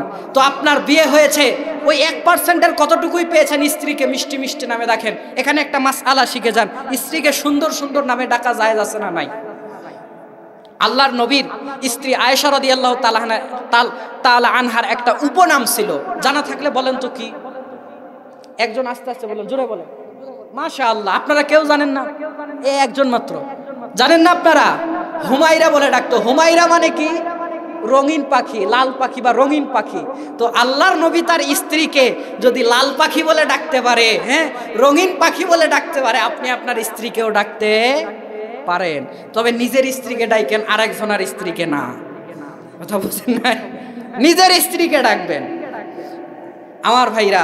তাহলে ওই 1%-এর কতটুকুই পেয়েছেন? আপনি বাবা মা স্ত্রীকে ভালোবাসছেন, ওই স্ত্রীর মাধ্যমে আল্লাহ আপনাকে একটা সন্তান দিয়েছে, ওই সন্তানকে আপনি কত বেশি ভালোবাসছেন। ভালোবেসে সন্তানের মুখে চুমু দেন, পেটে চুমু দেন, পিঠে চুমু দেন, মাথায় চুমু দেন, পায়ে চুমু দেন, যেই জায়গাতে দেওয়ার কথা না ওই জায়গাতেও দেন। আমি কোথায় বলছি বুঝতে পেরেছেন? বুঝলে বুঝপাতা, না বুঝলে তেজপাতা। আমার ভাইরা, এই যে চুমুগুলো দেন, দিচ্ছেন কারণটা কি? কারণ সন্তানকে আপনি ভালোবাসেন। এই ভালোবাসাটা কোথা থেকে এসেছে জানেন? ওই যে আল্লাহ 100টা দয়া রহমত সৃষ্টি করে একটা ভাগ করে দিয়েছে, ওই এক অংশ পেয়ে আপনার দয়া রহমত ভালোবাসার ঠেলা দেখে কে? আমার ভাইরা, ওই দয়া রহমত একটা মুরগিও পেয়েছে। মুরগি দেখবেন তার বাচ্চাকে নিয়ে যখন মাঠের মধ্যে থাকে আর ঝমঝম করে আকাশ থেকে বৃষ্টি নেমে আসে, মুরগি তার বাচ্চাকে বৃষ্টির মধ্যে সে দেখতে পারে আশেপাশে গিয়ে আশ্রয় নেওয়ার মতো কোনো জায়গা নেই। মুরগি তার পাখার মধ্যে মাঠের মধ্যেই বাচ্চাগুলোকে নেয়। মুরগির গা বৃষ্টিতে ভিজে একদম সপসপে হয়ে যায়, কিন্তু বাচ্চার গায়ে পানি পড়তে দেয় না। কেন? কারণ মুরগিও ওই 1%-এর কিছু পেয়েছে। দেখবেন বনবিড়াল বা শিয়াল, আপনাদের এদিকে কি বলেন? শিয়াল মুরগির বাচ্চা যখন ধরতে আসে, মুরগির বাচ্চাকে যখন ধরতে আসে, মা মুরগি শিয়ালকে বাধা দেয় না? দেয় না? দেয়। সে ওই বিড়ালের উপরে, বনবিড়াল বা শিয়ালের উপরে ঝাঁপিয়ে পড়ে।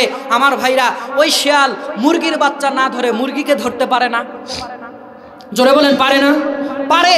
কিন্তু মা তার নিজের জীবন বাজি রেখে তার বাচ্চাদেরকে বাঁচায়। কারণ কি? ওই মুরগিও 1%-এর কিছু পেয়েছে। তাই আমার ভাইরা, বনের হরিণীর দিকে তাকায় দেখেন, হরিণী তার বাচ্চাকে এত বেশি ভালোবাসে, বাচ্চা সহ হরিণী ঘুরতে ঘুরতে বাঘ এসে আক্রমণ করে। এরকম ঘটনা আছে না নাই? দেখবেন মা হরিণী নিজের বাচ্চাকে বাঁচানোর জন্য বাঘের সামনে নিজের প্রাণকে সঁপে দেয়, বাঘের কাছে নিজেকে সঁপে দেয়। কারণ সে জানে বাঘ আমাকে ধরতে না পারলেও আমার বাচ্চাকে ধরে খেয়ে ফেলবে। মা তার বাচ্চাকে যে সেই যাত্রায় বাঁচিয়ে দেওয়ার জন্য বাচ্চাকে পালিয়ে যাওয়ার সুযোগ করে দেয়, নিজের জীবনটা বাঘের সামনে বিলিয়ে দেয়। জোরে বলেন হ্যাঁ কি না? আপনারা দেখেছেন ন্যাশনাল জিওগ্রাফি সহ বিভিন্ন চ্যানেলে মা হরিণী তাকায় আছে, বাঘ যাওয়ার এদিকে খেয়ে ফেলছে, ওইদিকে খেয়াল নাই, ওই বাচ্চার দিকে তাকিয়ে আছে যে সে নিরাপদ জায়গাতে যেতে পেরেছে কিনা। আমার ভাইরা, জীবনটা হরিণী, মা হরিণী কেন দিয়ে দিল? বাচ্চাকে ভালোবাসে। তাই এই ভালোবাসা কোথা থেকে আসলো? ওই যে 1% আল্লাহ বলেছে, তার থেকে হরিণও কিছু % পেয়েছে। তাই ভালোবাসার তাগিদে নিজের জীবনটাও বাচ্চার জন্য বিলীন করে দেয়। শুধু তাই নয়, পৃথিবীর সৃষ্টির দিকে তাকিয়ে দেখুন ভাইরে, এই কথাগুলো বলতে গেলে অনেক গভীরে যেতে হবে। আপনি দেখবেন কিছু কিছু মাকড়সা আছে, খোসা পড়ে থাকে আপনাদের ঘরে বাইরে, দরজাতে আপনারা দেখবেন বিভিন্ন জায়গাতে কিছু খোসা পড়ে থাকে। মাকড়সা চিনেন তো? মাকড়সা দেখবেন ঠোসা পড়ে থাকে, ভিতরে কিচ্ছু নাই, এরকম ঠোসা মাকড়সা আপনারা দেখেছেন না দেখেন নাই? ভিতরে কিন্তু কিছু নাই, ঠোসা। এটা কেন ঠোসা হয় জানেন?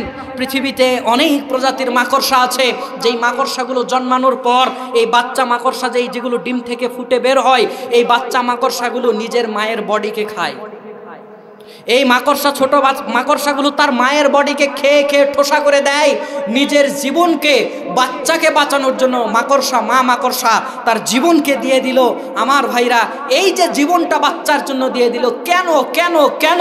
এই কারণটা কি? কারণ হলো ওই 1%-এর কিছু দয়া রহমত ওই মাকড়সাও পেয়েছে।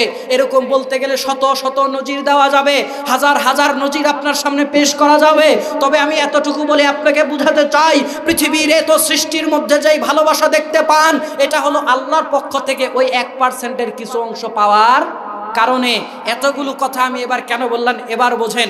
1% ভাগ করে পাওয়ার পরও যদি এত দয়া রহমত হয়, আল্লাহ বলছে বান্দা আমি নিজের কাছে রেখেছি 99%, এটা দিয়ে তোকে ক্ষমা করবো আর জান্নাত দিয়ে দেব। আল্লাহর দয়া কত তাহলে চিন্তা করেন। আল্লাহ বান্দাকে জাহান্নামে দিতে চান না।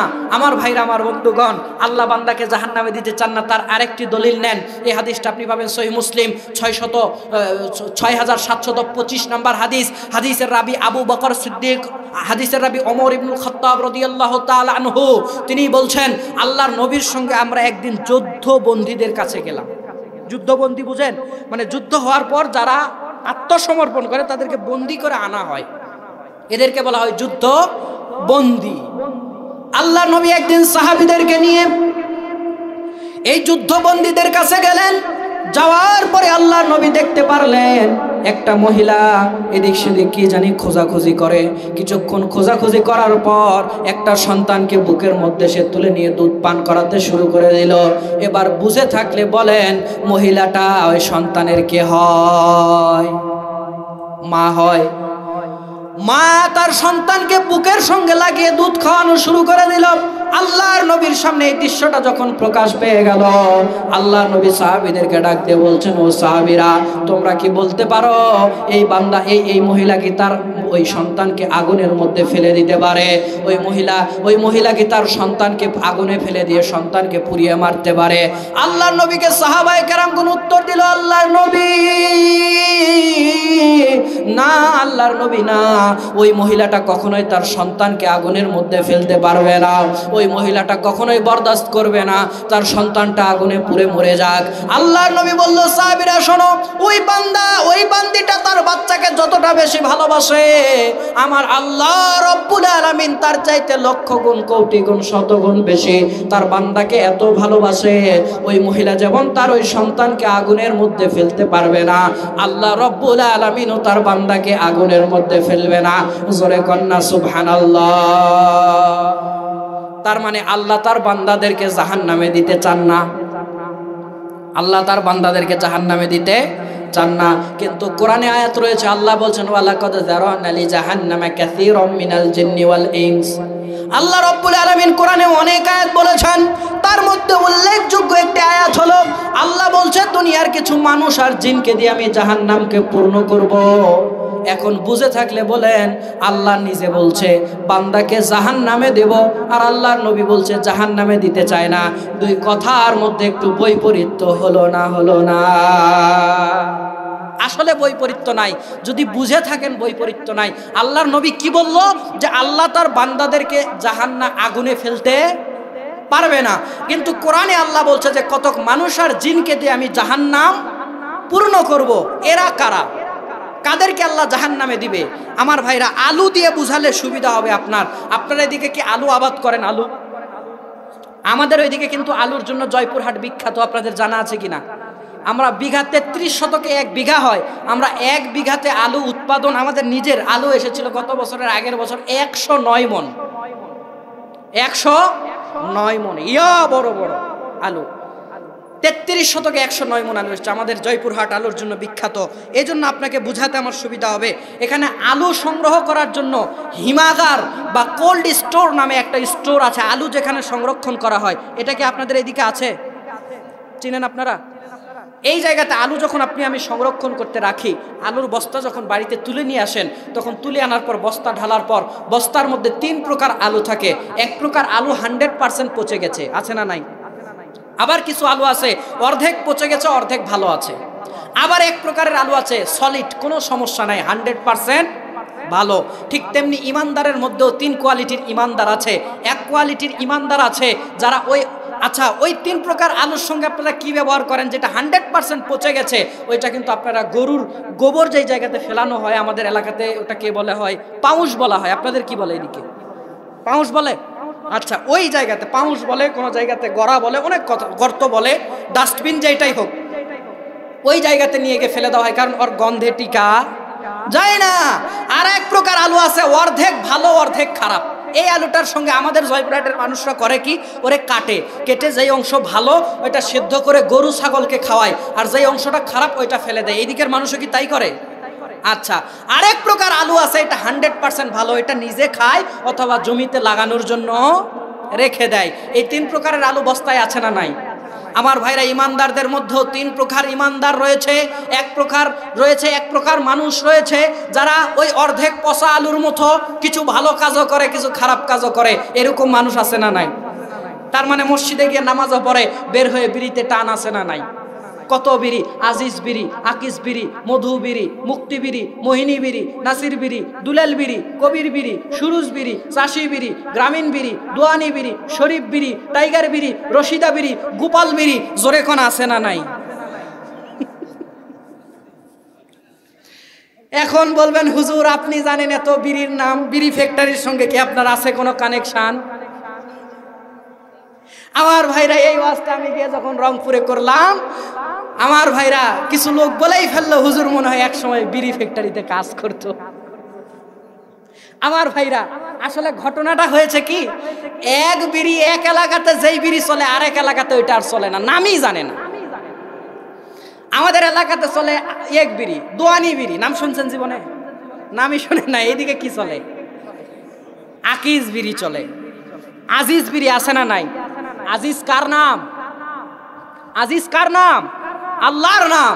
টয়লেটের মধ্যেও আল্লাহর নাম ধরিয়ে কত বড় ব্যাককল, টয়লেটের মধ্যেও টানে। ওকে যদি বলা হয় টয়লেটের মধ্যে টানো কেন, বলে এটা না খেলে লাইন ক্লিয়ার হয় না। আমি কই আল্লাহ তুমি লাইনই বন্ধ করে দাও। হারাম খাই তো খায়, হারামের পক্ষে সাফাই গায়। আমার ভাইরা ঘরের মধ্যে শীতের মধ্যে লেপ কম্বলের মধ্যে খায়, যে বিড়ি খায় ওর কাপড় দিয়ে গন্ধ, বালিশ দিয়ে গন্ধ, লেপ দিয়ে গন্ধ, কাঁথা দিয়ে গন্ধ। আমার হয় সুন্দর বউ থাকে কেমনে, যে গন্ধ ওর আশেপাশে লোক টিকার কোনো কায়দা আছে? আমার ভাইরা, আবার ওই লোকটা নামাজও পড়ে, মসজিদ থেকে বের হয়ে বিড়িতে টান দেয়। তো বিড়ির এতগুলা নাম কিভাবে বললাম? আমি তো আলহামদুলিল্লাহ বাংলাদেশের 70% জায়গা আমার ঘোরা শেষ, দেশের বাইরেও যাই আলহামদুলিল্লাহ, আল্লাহ নিয়ে যায়। তো এক এক এলাকাতে গিয়ে জিজ্ঞেস করে আমি যে আজকে আপনারা যেটা বলছেন এটা পরের সাথে আরেকটা যোগ হবে, 14 নাম্বার এটা যোগ হবে, এরকম একটা একটা করে জমা হইতে হইতে লাইন এত লম্বা হয়ে গেছে। আমার ভাইরা, তো কিছু মানুষ আছে নামাজও পড়ে, এই বিড়িও খায়। হালাল না হারাম? কোন হুজুর ফতুয়া দিছে হালাল, এ কন্যা কেন ফতুয়া দিছে হালাল? তো হারাম খান, হারাম জেনে খান, ওইটারে হালাল বানানোর চেষ্টা কইরেন না, বরং পারলে ছেড়ে দেন, পারলে ছেড়ে দেন। আমার ভাইরা, তো ওই মানুষটা নামাজও পড়ে আবার বিড়িও খায়। নামাজও পড়ে মসজিদ থেকে বের হয়ে নামাজ পড়ে বের হচ্ছে, গাছের মধ্যে কুল বড়ই চিনেন তো, পেকে আছে, টান দিয়ে নিয়ে মুখের মধ্যে ঢুকিয়ে দিয়েছে, এখনই মসজিদ থেকে আসলো। জোরে বলেন আছে না নাই? তার মানে কিছু ভালো কিছু খারাপ। ওই পচা আলুর মতো, যার অর্ধেক ভালো আর অর্ধেক খারাপ। এই অর্ধেক পচা আলু আমার ভাইরা আমরা কি ব্যবহার করেছিলাম? অর্ধেক কেটে সেদ্ধ করে খেয়ে মানে গরু ছাগলকে খাইয়েছিলাম, আর অর্ধেক ফেলে দিয়েছিলাম। জোরে বলেন ঠিক কিনা? তো এইরকম ইমানদার যারা ভালো কাজও করে, ইমানও আছে, আবার গুনার কাজও করে, আল্লাহ এদেরকে জাহান্নামে দেবে। এদের শাস্তি যদি ইমান থাকে, এদের ইমান অনুযায়ী আল্লাহ এদেরকে এক সময় বের করে জান্নাতে দিবে। তবে তাদের গুনাহ যত রয়েছে এই পরিমাণ শাস্তি আল্লাহ তাদেরকে দিবে। আপনারা কি এটা বিশ্বাস করেন না যে অনেক ইমানদাররা জাহান্নাম থেকে মুক্তি পাবে? শুধু তাই নয়, অনেক ইমানদাররা জাহান্নামে গেছে, তাদের ওই জাহান্নামী ভাইদেরকে জাহান্নাম থেকে বের করে নিয়ে আসবে। সুবহানাল্লাহ নাই? সুবহানাল্লাহ কালকে 9:30টার দিকে কইন। একজন ইমানদার জাহান্নামে গেছে, আরেকজন তার পরিচিত ভাই বন্ধু তাকে জাহান্নাম থেকে বের করে নিয়ে আসবে, এই ক্ষমতা আল্লাহ তাকে দিবে। হাদিসটা বলি তাহলে, বলেই নেই নাকি আপনাদের মনে হয় বিশ্বাস হচ্ছে না? বিশ্বাস হয়? হুজুর একটু বলেন হাদিসটা, তাহলে বিশ্বাস আরো ভালো হবে নাকি? এই হাদিসটা কোথায় পাবেন? ইবনু মাজাহ প্রথম খণ্ড হাদিস নাম্বার 60। হাদিসের রাবি আবু সাঈদ খুদরি রাদিয়াল্লাহু তাআলা আনহু, রাসূলুল্লাহ সাল্লাল্লাহু আলাইহি ওয়াসাল্লাম বলেছেন, ইজা খাল্লাসাল্লাহুল মুমিনিনা মিনান নার ওয়া আমিনু ফামা মুজাদালাতু আহাদিকুম লি সাহিবিহি ফিল হাক্কি ইয়াকুনু লাহু ফিদ দুনিয়া শাদ্দা মুজাদালা মিনাল মুমিনিনা লিরাব্বিহিম ফি ইখওয়ানিহিম আল্লাযীনা উদখিলুন নার ক্বালু ইয়াকুলুনা রব্বানা ইখওয়ানুনা কানু ইউসাল্লুনা মা'ানা ওয়া ইয়াসুমুনা মা'ানা ওয়া ইয়াহুজ্জুনা মা'ানা ফাআদখালতাহুমুন নার। লম্বা হাদিস, খেয়াল করেন। আল্লাহর নবী বলছেন কতক মানুষকে আল্লাহ হাসরের ময়দানে জাহান্নাম থেকে মুক্ত করে দিবেন। ও আমিনু, এই ইমানদাররা, ফামা মুজাদালাতু, আল্লাহর সঙ্গে কঠিনভাবে একটা ব্যাপারে কথা বলবে, কঠিনভাবে সুপারিশ করবে, আল্লাহকে কি যেন বারবার বারবার বলবে। কারা বলবে? কেন বলবে? আল্লাহর নবী বলছেন আসাদ্দা মুজাদালা, দুনিয়ার কোনো মানুষও কোনো মানুষের জন্য এতবার কোনো মানুষকে বলবে না, এত ঝগড়া করবে না, কিন্তু এই ইমানদাররা আল্লাহর সঙ্গে একটা মানুষের জন্য বারবার বারবার কথা বলবে। কি বলবে? কারা বলবে? আল্লাহর নবী বলছে মিনাল মুমিনিনা, ইমানদাররা বলবে, লি রব্বিহিম, তাদের রবের সঙ্গে বলবে, ফি ইখওয়ানিহিম, তাদের ওই সমস্ত ভাইদের সম্পর্কে বলবে, আল্লাযীনা উদখিলুন নার, আল্লাহ যাদেরকে অলরেডি জাহান্নামে ঢুকিয়ে দিয়েছে। এতটুকু বুঝতে পারলেন? কতক মানুষকে আল্লাহ জাহান্নাম থেকে মুক্ত করে দিয়ে বলবে তোমরা জান্নাতে যাও। আল্লাহ এদেরকে জান্নাত দেওয়ার পরেও, জান্নাতে যাওয়ার পরেও এরা জান্নাতে যাবে না। আল্লাহকে এসে বলবে, আল্লাহ প্রতিপালক, রব্বানা ইখওয়ানুনা, আপনি ওই যে আমার ভাই বন্ধুদেরকে জাহান্নামে দিয়েছেন, রব্বানা প্রতিপালক, ইখওয়ানুনা আমাদের ওই সমস্ত ভাই, কানু ইউসাল্লুনা মা'ানা আমাদের সঙ্গে সালাত আদায় করত। এত কিছু বলার পরও আল্লাহ তাদেরকে জান্নাতে দিচ্ছে না। এবার আল্লাহকে এবার একটু যুক্তি দিচ্ছে। কি দিচ্ছে? যুক্তি দিচ্ছে। আল্লাহকে বলছে, আল্লাহ ওই যে যাদেরকে জাহান্নামে দিয়েছেন, আমাদের ওই সমস্ত ভাই, কানু ইউসাল্লুনা মা'ানা আমরা একসাথে নামাজ পড়েছি, ওয়া ইয়াসুমুনা মা'ানা একসাথে সিয়াম পালন করেছি, ওয়া ইয়াহুজ্জুনা মা'ানা আমরা একসাথে হজ পালন করেছি, ফাআদখালতাহুমুন নার, আল্লাহ আপনি তাদেরকে জাহান্নামে দিয়ে দিলেন। এক পর্যায়ে আল্লাহ রাব্বুল আলামিন তাদেরকে আদেশ দিবে, ও জান্নাতীরা, ইজহাবু, যাও, ফাআখরিজু, বের করে আনো, মান আরাফতুম মিনহুম, ও জান্নাতীরা তোমরা জাহান্নামের মধ্যে যাদের যাদেরকে চেনো আমি আল্লাহ পারমিশন দিলাম তাদেরকে জাহান্নাম থেকে বের করে নিয়ে আসো। এই জান্নাতীরা আল্লাহর আদেশে জাহান্নাম থেকে তাদেরকে বের করে নিয়ে এসে আল্লাহকে বলবে, রব্বানা প্রতিপালক, আখরাজনা বের করে এনেছি, মানকত আমারতানা আপনি যাদের যাদেরকে আদেশ করেছিলেন এই যে তাদেরকে জাহান্নাম থেকে বের করে নিয়েছি। একটু আওয়াজ করে বলেন না সুবহানাল্লাহ। তাহলে অনেক ইমানদার জাহান্নামে গিয়েও জান্নাতে যাবে না? যাবে না? ইমান থাকার কারণে যাবে ইনশাআল্লাহ। আল্লাহ আমাদেরকে এক চান্সে জান্নাত দান করুক, বলেন আমিন। বলছিলাম তাহলে তিন প্রকার মানুষ, এক প্রকার কিছু ভালো কাজও করে গুনাহও করে, এরা ওই আলুর মতো যাদের অর্ধেক ফেলে দিতে হয় অর্ধেক কাজে লাগে। আরেক প্রকার আলু যেটা পচে গেছে 100%, আমার ভাইরা এইটাকে আমরা ফেলে দিয়েছি। কিছু মানুষ আছে যারা কাফের, মুশরিক, বেদিন, বেঈমান, এদের কোনো ইমান নাই, এরা হচ্ছে আল্লাহর কাছে পচা আলুর চেয়েও খারাপ, এদের কোনো জানমালের মূল্য আল্লাহর কাছে নাই। যাদের ইমান নাই তাদের কোনো আমল আল্লাহ গ্রহণ করবেন না। আপনার যদি বিকাশ অ্যাকাউন্টই না থাকে, টাকা সারাদিন ঢুকালে কি ঢুকবে? ইমানটা হচ্ছে বিকাশের অ্যাকাউন্ট খোলা, যার অ্যাকাউন্ট আছে আপনি ওই অ্যাকাউন্টে নামাজের নেকি পাঠান, ঢুকবে। ইমান নামক অ্যাকাউন্টে আপনি রোজার নেকি দেন, ঢুকবে। দানের নেকি দেন, ঢুকবে। কিন্তু আপনার অ্যাকাউন্টই নাই, যতই টাকা ঢুকান ঢুকবে? ঢুকবে না। তো এই ইমান নাই, এই জন্য আল্লাহর কাছে এরা পচা আলুর চেয়েও খারাপ। এই পচা আলুগুলো আমরা ডাস্টবিনে ফেলে দিয়েছিলাম। আল্লাহরও একটা ডাস্টবিন আছে না নাই? আল্লাহর ডাস্টবিনের নাম কি? জাহান্নাম। আল্লাহর ডাস্টবিনের নাম জাহান্নাম। যারা ইমান নাই, যাদের বেঈমান, তাদেরকে আল্লাহ রাব্বুল আলামিন চিরকাল জাহান্নামে রাখবে। আওয়াজ করে বলেন নাউযুবিল্লাহ। আরেক প্রকার ইমানদার ছিল সলিড, যারা আল্লাহ তাদেরকে একবারেই, আমরা দেখেছি এক প্রকার আলু আছে যেটা একদম ভালো, খাওয়ার জন্য রেখে দিয়েছিলাম। কিছু ইমানদারও আছে যারা সালাত আদায় করে গুনাহের কাজ করে না, আল্লাহকে সর্বদা ভয় করে চলে, আল্লাহ এদেরকে একবারেই জান্নাত দিয়ে দেবে ইনশাআল্লাহ। এখন বুঝতে পারেন আল্লাহ কাদেরকে জাহান্নামে দিবে, কাদেরকে দিয়ে বের করবে, আর কাদেরকে আল্লাহ একবারে জাহান্নামে দিবে। এবার ক্লিয়ার না? ক্লিয়ার না আমার ভাইরা? আল্লাহ বলছেন সূরা হুদের মধ্যে, ওয়ালা তাতাওয়াল্লাউ মুজরিমিন, ও আমার বান্দারা, অন্যায় করার পর, গুনাহ করার পর, পাপ করার পর আমার দিক থেকে তোমরা মুখ ফিরিয়ে নিও না। তাহলে আল্লাহ বান্দাকে জাহান্নামে দিতে চায় না জান্নাতে দিতে চায়? আল্লাহর দয়া বেশি না রাগ বেশি? আল্লাহর দয়া বেশি। আমার ভাইরা, একটা বান্দা যদি আল্লাহর কাছে কোনো ব্যাপারে তওবা করে, আল্লাহ রাব্বুল আলামিন তার অন্তরটাকে একদম গুনাহমুক্ত করে দেয়। হাদিসটা পাবেন ইবনু মাজাহ 3 নম্বর খণ্ড 31 নম্বর পর্ব 4250 নম্বর হাদিস। হাদিসের রাবি আব্দুল্লাহ ইবনে মাসউদ রাদিয়াল্লাহু তাআলা আনহু, তিনি বলছেন, আত-তাইবু মিনাজ যামবি কামান লা যামবা লাহু। আল্লাহর কাছে ক্ষমা চাওয়া ব্যক্তি ওই ব্যক্তির মতো যার আমলনামার মধ্যে কোনো গুনাহ নাই। আল্লাহ রাব্বুল আলামিন একটা বান্দার জীবনের কত গুনাহ মাফ করবেন। হাদিসটা পাবেন ইবনু মাজাহ 3 নম্বর খণ্ড 31 নম্বর পর্ব 4248 নম্বর হাদিস। আল্লাহর নবী সাল্লাল্লাহু আলাইহি ওয়াসাল্লাম একদিন সাহাবীদেরকে ডাক দিয়ে বলছেন, সাহাবীরা শোনো, আল্লাহ তোমাদের কত গুনাহ মাফ করবে।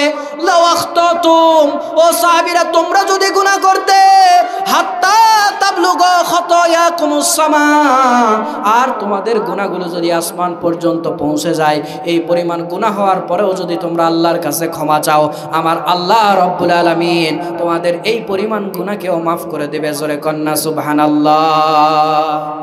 আমার ভাইরা, আল্লাহ আমাদের জীবনের কত গুনাহ মাফ করতে পারে। এই হাদিসটি আপনি পেয়ে যাবেন তিরমিজি 3340 নম্বর হাদিস। আল্লাহ নবী সাল্লাল্লাহু আলাইহি ওয়াসাল্লাম বলছেন, ইয়া ইবনু আদম, হে আদমের সন্তানেরা,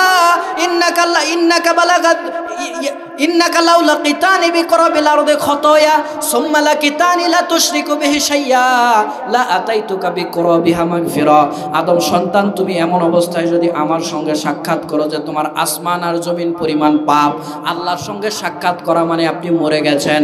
আল্লাহ বলছে, বান্দা তুমি যখন মৃত্যুবরণ করবে, তুমি যখন মরে যাবে, আমার সঙ্গে যখন তুমি দেখা করবে, আমার সঙ্গে যখন তুমি মুলাকাত করবে, তোমার যদি আসমান পর্যন্ত, আসমান জমিন ভর্তি পরিমাণ গুনাহ থাকে, লা তুশরিকু বিহি শাইয়া, আর আমার সঙ্গে যদি তুমি শিরিক না করো, লা আতাইতুকা বিকরাবিহা মাগফিরা, আমি আল্লাহ রাব্বুল আলামিন তোমার আসমান জমিন পরিমাণ গুনাহগুলোকে মাফ করে দেব। জোরে কন্না সুবহানাল্লাহ। তাহলে আল্লাহ বান্দাকে জাহান্নামে দিতে চায় না জান্নাতে দিতে চায়। আসমান জমিন পরিমাণ গুনাহ করেও যদি আল্লাহর কাছে ক্ষমা চায়, মাফ করে দিবে কে? আমার ভাইরা, কিছু মানুষ, আপনারা বলতে পারেন আমাকে মোটামুটি 11:30টার মধ্যে বক্তব্য শেষ করতে বলা হয়েছে, আর 5 মিনিট আছে, আপনারা কষ্ট পাচ্ছেন? এখনই ছেড়ে দেব? 5টা মিনিট বললে আরো কষ্ট পাবেন? আপনাদের জন্য তাওয়াররুক আছে, নিয়ে যাবেন না রেখে যাবেন? সব আমারে দিয়েন, গাড়ি আছে, সমস্যা নেই, সব তুলে নিয়ে চলে যাব।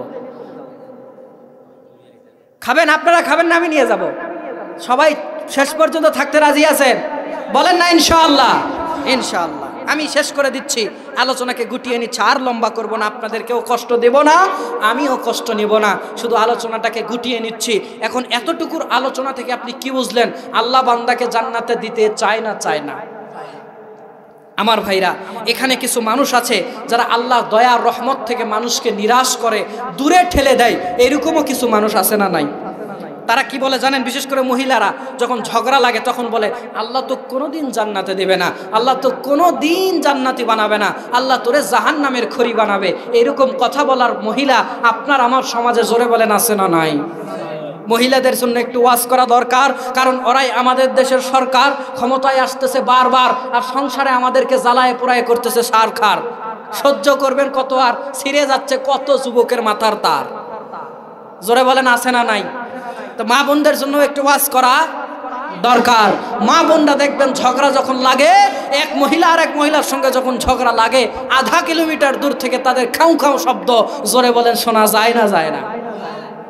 আপনারা তো অত জোরে তাকবিরই দিতে পারছেন না। ওরা যত জোরে চিল্লায়, দুই মহিলা, আপনারা এত মানুষ অত জোরে চিল্লাতে পারতেছেন না, ঠিক না? আমার ভাইরা, এই মহিলারা যখন ঝগড়া লাগে, দুই পরিবারের কোনো গোপন খবর আর গোপন আছে না? সব ওপেন। 5 বছর ধরে যত কথা গোপন রেখেছিলেন, 10 বছর ধরে দুই মহিলা যদি ঝগড়া লাগে, সব মানুষজনের সামনে, কারণ ঝগড়া লেগেছে, লোকজন তো আসবেই। দুইজন ঝগড়া লেগে এখন বলছে, তোর মেয়ে ওর সঙ্গে গেছিল, তোর ছেলে ওই জায়গাতে দেখা গেছিল, তোর স্বামী এই চুরি করছিল, তোর স্বামী ওই করছিল। লোকজনেরা বলছিল, কবে ঘটলো রে? কিছুই তো জানি না আমরা। 5-10 বছর ধরে যত কথা গোপন ছিল, 2 মহিলা ঝগড়া লাগলে একটাও গোপন নাই, সব বের হয়ে গেছে। তা আমি তো বলি 2 ছেলে ঝগড়া লাগলে মায়ের ধর করলে বের হয় রক্ত, মায়ের ধর করে রক্ত বের হয়, আর 2 মহিলা ঝগড়া লাগলে বের হয় গোপন কথা। বুঝে থাকলে বলেন ঠিক কিনা?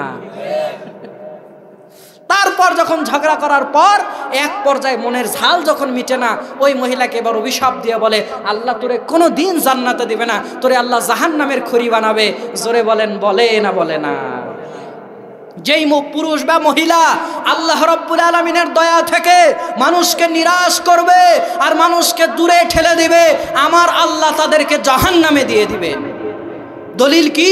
দলিলটা আপনি পেয়ে যাবেন মিশকাতুল মাসাহাবি 3 নম্বর খণ্ড 2334 নম্বর হাদিস। হাদিসের রাবি জুনদুব রাদিয়াল্লাহু তাআলা আনহু, তিনি বলছেন আল্লাহর নবী সাল্লাল্লাহু আলাইহি ওয়াসাল্লাম বলেছেন, মানুষের মধ্যে এক ব্যক্তি বলল, ওয়াল্লাহি লা ইয়াগফিরুল্লাহু লি ফুলান, আমি আল্লাহর কসম করে বললাম আল্লাহ অমুককে কোনোদিন মাফ করবে না।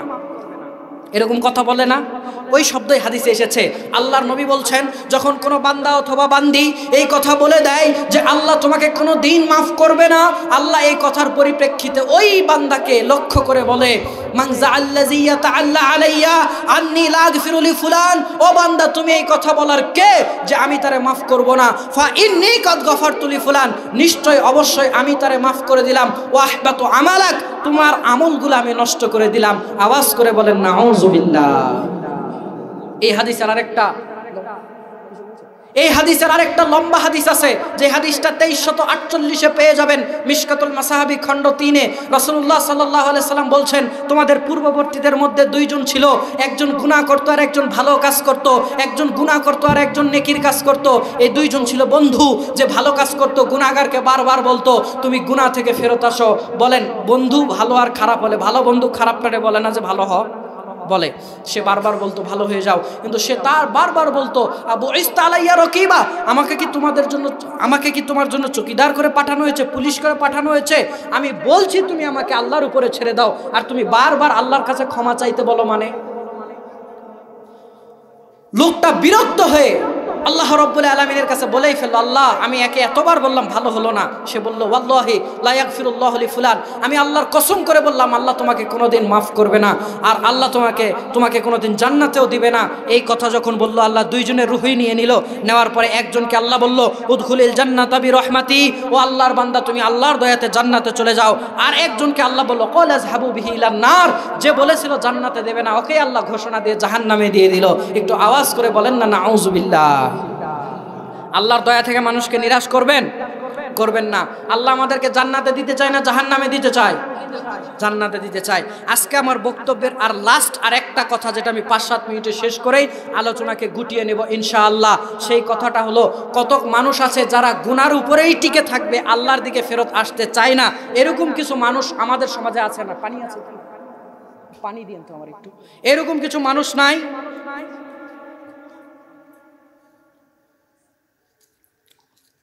আচ্ছা ঠিক আছে, তাড়াতাড়ি শেষ করতে বলা। আপনাদের কষ্ট হচ্ছে? শেষ করে দেবো ভাই, মনে হয় কষ্ট হয়ে যাচ্ছে। সত্য কথা বলেন, কষ্ট হচ্ছে? শেষ করে দেবো এখনই।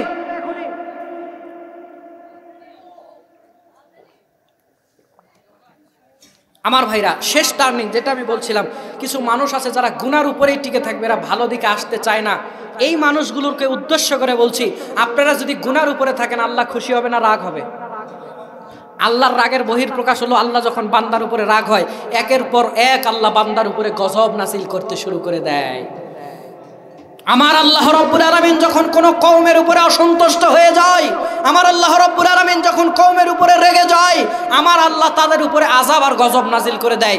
যেমন আযাব আর গজব আল্লাহ ফেরাউনের উপরে নাজিল করেছিল।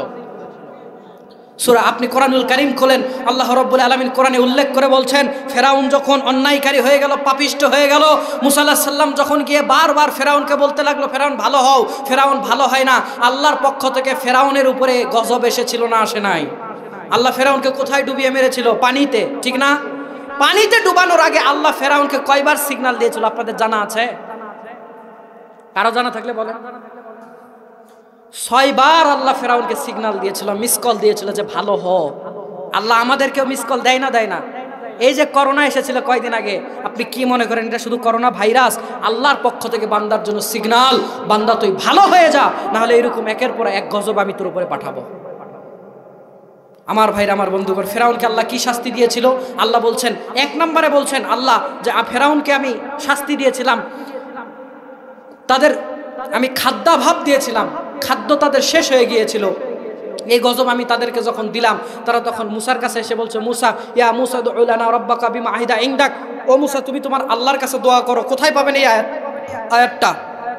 সূরা আরাফ 7 নম্বর সূরার 130 থেকে পড়া শুরু করবেন, 30, 31, 32, 33 থেকে 36 পর্যন্ত পড়বেন, এই ঘটনা পেয়ে যাবেন। আল্লাহ ফেরাউনকে যখন গজব একটা দিল, খাদ্যের অভাব যখন দিয়ে দিল, ফেরাউন ভালো হয় না।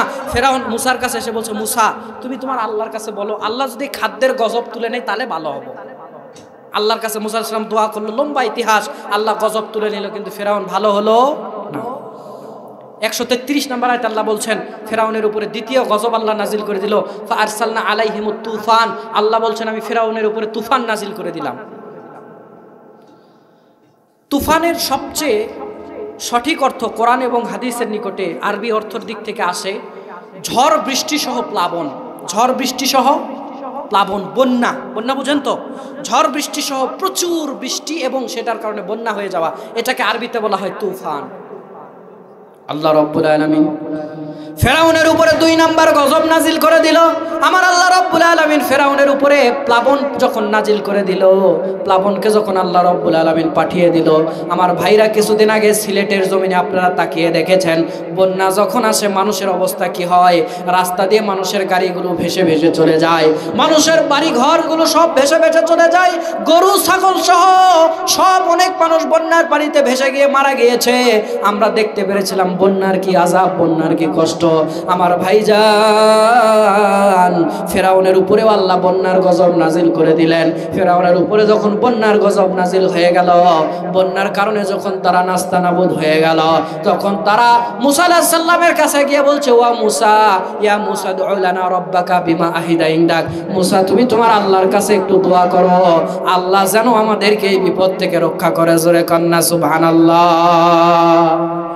ও মুসা, তোমার আল্লাহ যদি এই বিপদ থেকে আমাদেরকে উদ্ধার করে, তোমার আল্লাহর উপরে আমরা ঈমান আনবো। মুসা আলাইহিস সালাম আল্লাহর কাছে দোয়া করে দিল, বিপদ চলে গেল। কিন্তু ফেরাউনকে আল্লাহ রাব্বুল আলামিন যখন মুসা আলাইহিস সালাম ঈমান আনতে বলল, ফেরাউন ঈমান কিন্তু আনলো না। বুঝে থাকলে বলেন ঠিক কিনা? সিগন্যাল হলো কয়বার? 2 বার। আল্লাহ 3 নম্বরে বলছেন ফাআরসালনা আলাইহিমুত তুফান ওয়াল জারাদ। আল্লাহ বলছেন 3 নম্বরে আমি ফেরাউনের উপরে পঙ্গপালের গজব নাজিল করে দিলাম, পোকামাকড়ের গজব আমি আল্লাহ নাজিল করে দিলাম। আমি আল্লাহ ফেরাউন বাহিনীরা যত খাবার উৎপাদন করে ওই পোকামাকড় গিয়ে সব খেয়ে নষ্ট করে দেয়। কিন্তু মজার ব্যাপার হলো মুসা আলাইহিস সালাম আর তার কওমের লোকেরা যে আবাদ সাবাদ করে, তাদের এই আবাদ পোকারা নষ্ট করে না। তারা বুঝতে পারলো মুসার আল্লাহ কিছু করেছে। আল্লাহ মুসার কাছে গিয়ে বলছে, মুসা তুমি তোমার আল্লাহর কাছে দোয়া করে দাও, আল্লাহ যদি এই গজব থেকে আমাদেরকে তুলে নেয়, তোমার আল্লাহর উপর ঈমান আনবো। মুসা আলাইহিস সালাম দোয়া করলো, গজব চলে গেল, কিন্তু ফেরাউন বাহিনী আল্লাহর উপরে ঈমান আনলো না। 3 নাম্বার, 3টা গজব চলে যাওয়ার পর কিছুদিনের মধ্যে আল্লাহ 4র্থ নাম্বার গজব নাজিল করে দিলেন। আল্লাহ বলছেন ওয়াল কুম্মালা। আল্লাহ বলছেন ওই ফেরাউন বাহিনীর উপরে আমি আল্লাহ রব্বুল আলামিন পানিতে চুবিয়ে তাকে মারার আগে আমি আল্লাহ রব্বুল আলামিন তার উপরে 4 নাম্বার গজব নাজিল করে দিলাম। আমি আল্লাহ তাদের উপরে উকুনের গজব নাজিল করে দিলাম। জোরে কর নাউযুবিল্লাহ। উকুনের গজব নাজিল করে দিলাম, মানে তাদের মাথা ভর্তি উকুন, গা ভর্তি উকুন, উকুনের জ্বালা যন্ত্রণা। জোরে বলেন আছে না নাই? যেই মহিলার মাথায় উকুন আছে তারা গিয়ে জিজ্ঞেস করেন উকুন কাকে বলে, কি এবং উহা কত প্রকার, ওর অত্যাচার কি আপনাকে গিয়ে বলবে। যান, গা ভর্তি উকুন, মাথা ভর্তি উকুন, টিকতে পারে না।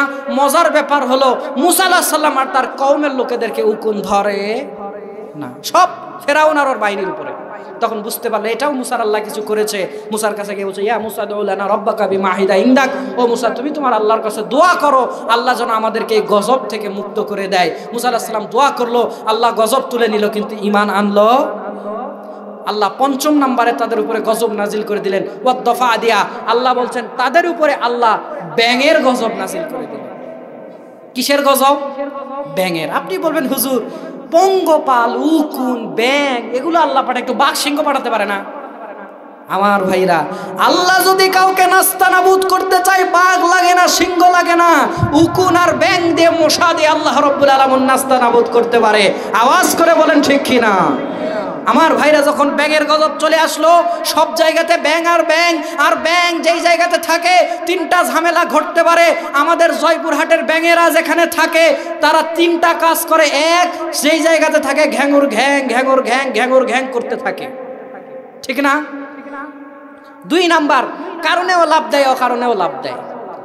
এবং প্রত্যেকবার লাভ দেওয়ার সময় আমাদের জয়পুরহাটের ব্যাঙেরা প্রস্রাব করে। আপনাদের কুমিল্লার ব্যাঙ কি করে আমি তা জানি না, এরাও করে। আমাদের জয়পুরহাটের গুলো হয়তো বেয়াদব, তাই লাভ দেওয়ার সময় প্রস্রাব করে। আপনাদের গুলাও আদব আছে না বেয়াদব? এগুলাও বেয়াদব। আমার ভাইরা, এই ব্যাঙ যখন লাভ দেয়, তাদের যখনই লাভ দেয় প্রস্রাব করে।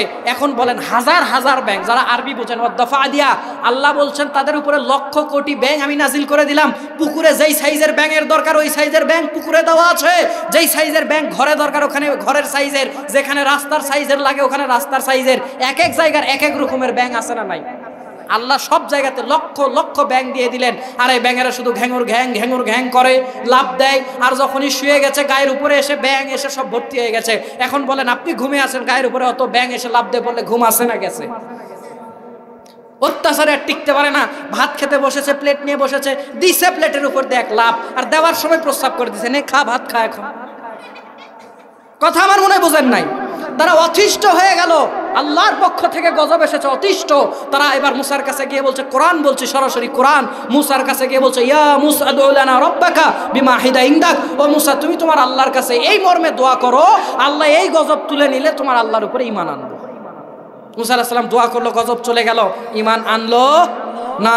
ষষ্ঠবার আল্লাহ রাব্বুল আলামিন বলছেন ওয়াদ্দামা, কোরআনের আয়াত, আল্লাহ বলছেন তাদের উপরে আমি রক্তের গজব নাজিল করলাম। মানে ফেরাউন বাহিনীর লোকজনেরা, ফেরাউন সহ যেই পানির মধ্যে হাত দেয় ওই পানি রক্তে পরিণত হয়ে যায়। খাওয়ার জন্য যে পানিতে হাত দিব ওই পানি রক্ত হয়ে যায়। এখন বলেন গরম গরম যেটা টাটকা গরু ছাগলের রক্ত জবেও করা হয়, যদিও এটা মুসলিমদের জন্য হারাম রক্ত খাওয়া, তারপরেও ধরেন আপনি এই রক্ত যদি খেতে বলা হয় খেতে পারবেন? পারবেন না। তারা অতিষ্ঠ হয়ে গেল, পানি খেতে পারে না। অথচ মুসা আলাইহিস সালাম আর তার কওমের লোকেরা পানি খায়, কোনো অসুবিধা হয় না। তাদের কাছে গিয়ে বলছে, ভাই তোমরা একটু পানি দাও, হয়তো বা তোমাদের পানিটা আমরা খেতে পারবো, আমাদেরটা তো নষ্ট হয়ে যাচ্ছে। এখন ওরা যদিও এদের অ্যান্টিবাডি, এদের বিরুদ্ধে এদেরকে মারধর করেছে, জুলুম করেছে, অত্যাচার করেছে, তারপরেও ইমানদারদের অন্তরে দয়া মায়া আছে না নাই? ইমান তখন বলল, ভাই নাও পানি খাও। যখন ইমানদারদের পানিও দেওয়া হয় তাদের পানিটাও নেওয়ার সঙ্গে সঙ্গে রক্ত হয়ে যায়। আল্লাহর গজব তারা বুঝতে পারলো।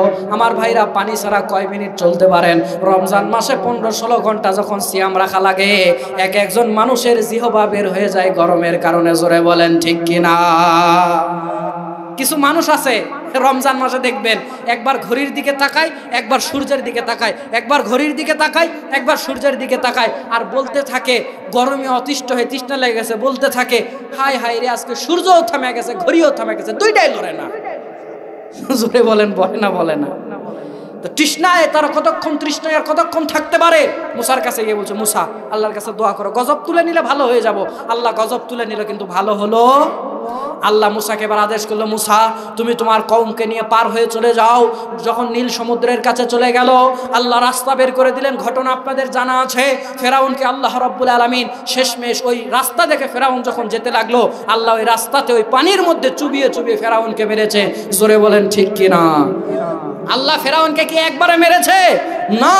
আল্লাহ রাব্বুল আলামিনের সুন্নাত হলো, যখন কোনো কওমকে ধ্বংস করতে চায়, বড় আযাব দিতে চায়, আল্লাহ ছোট ছোট আযাব দিয়ে পরীক্ষা করে, যদি ভালো হয় তো হলো।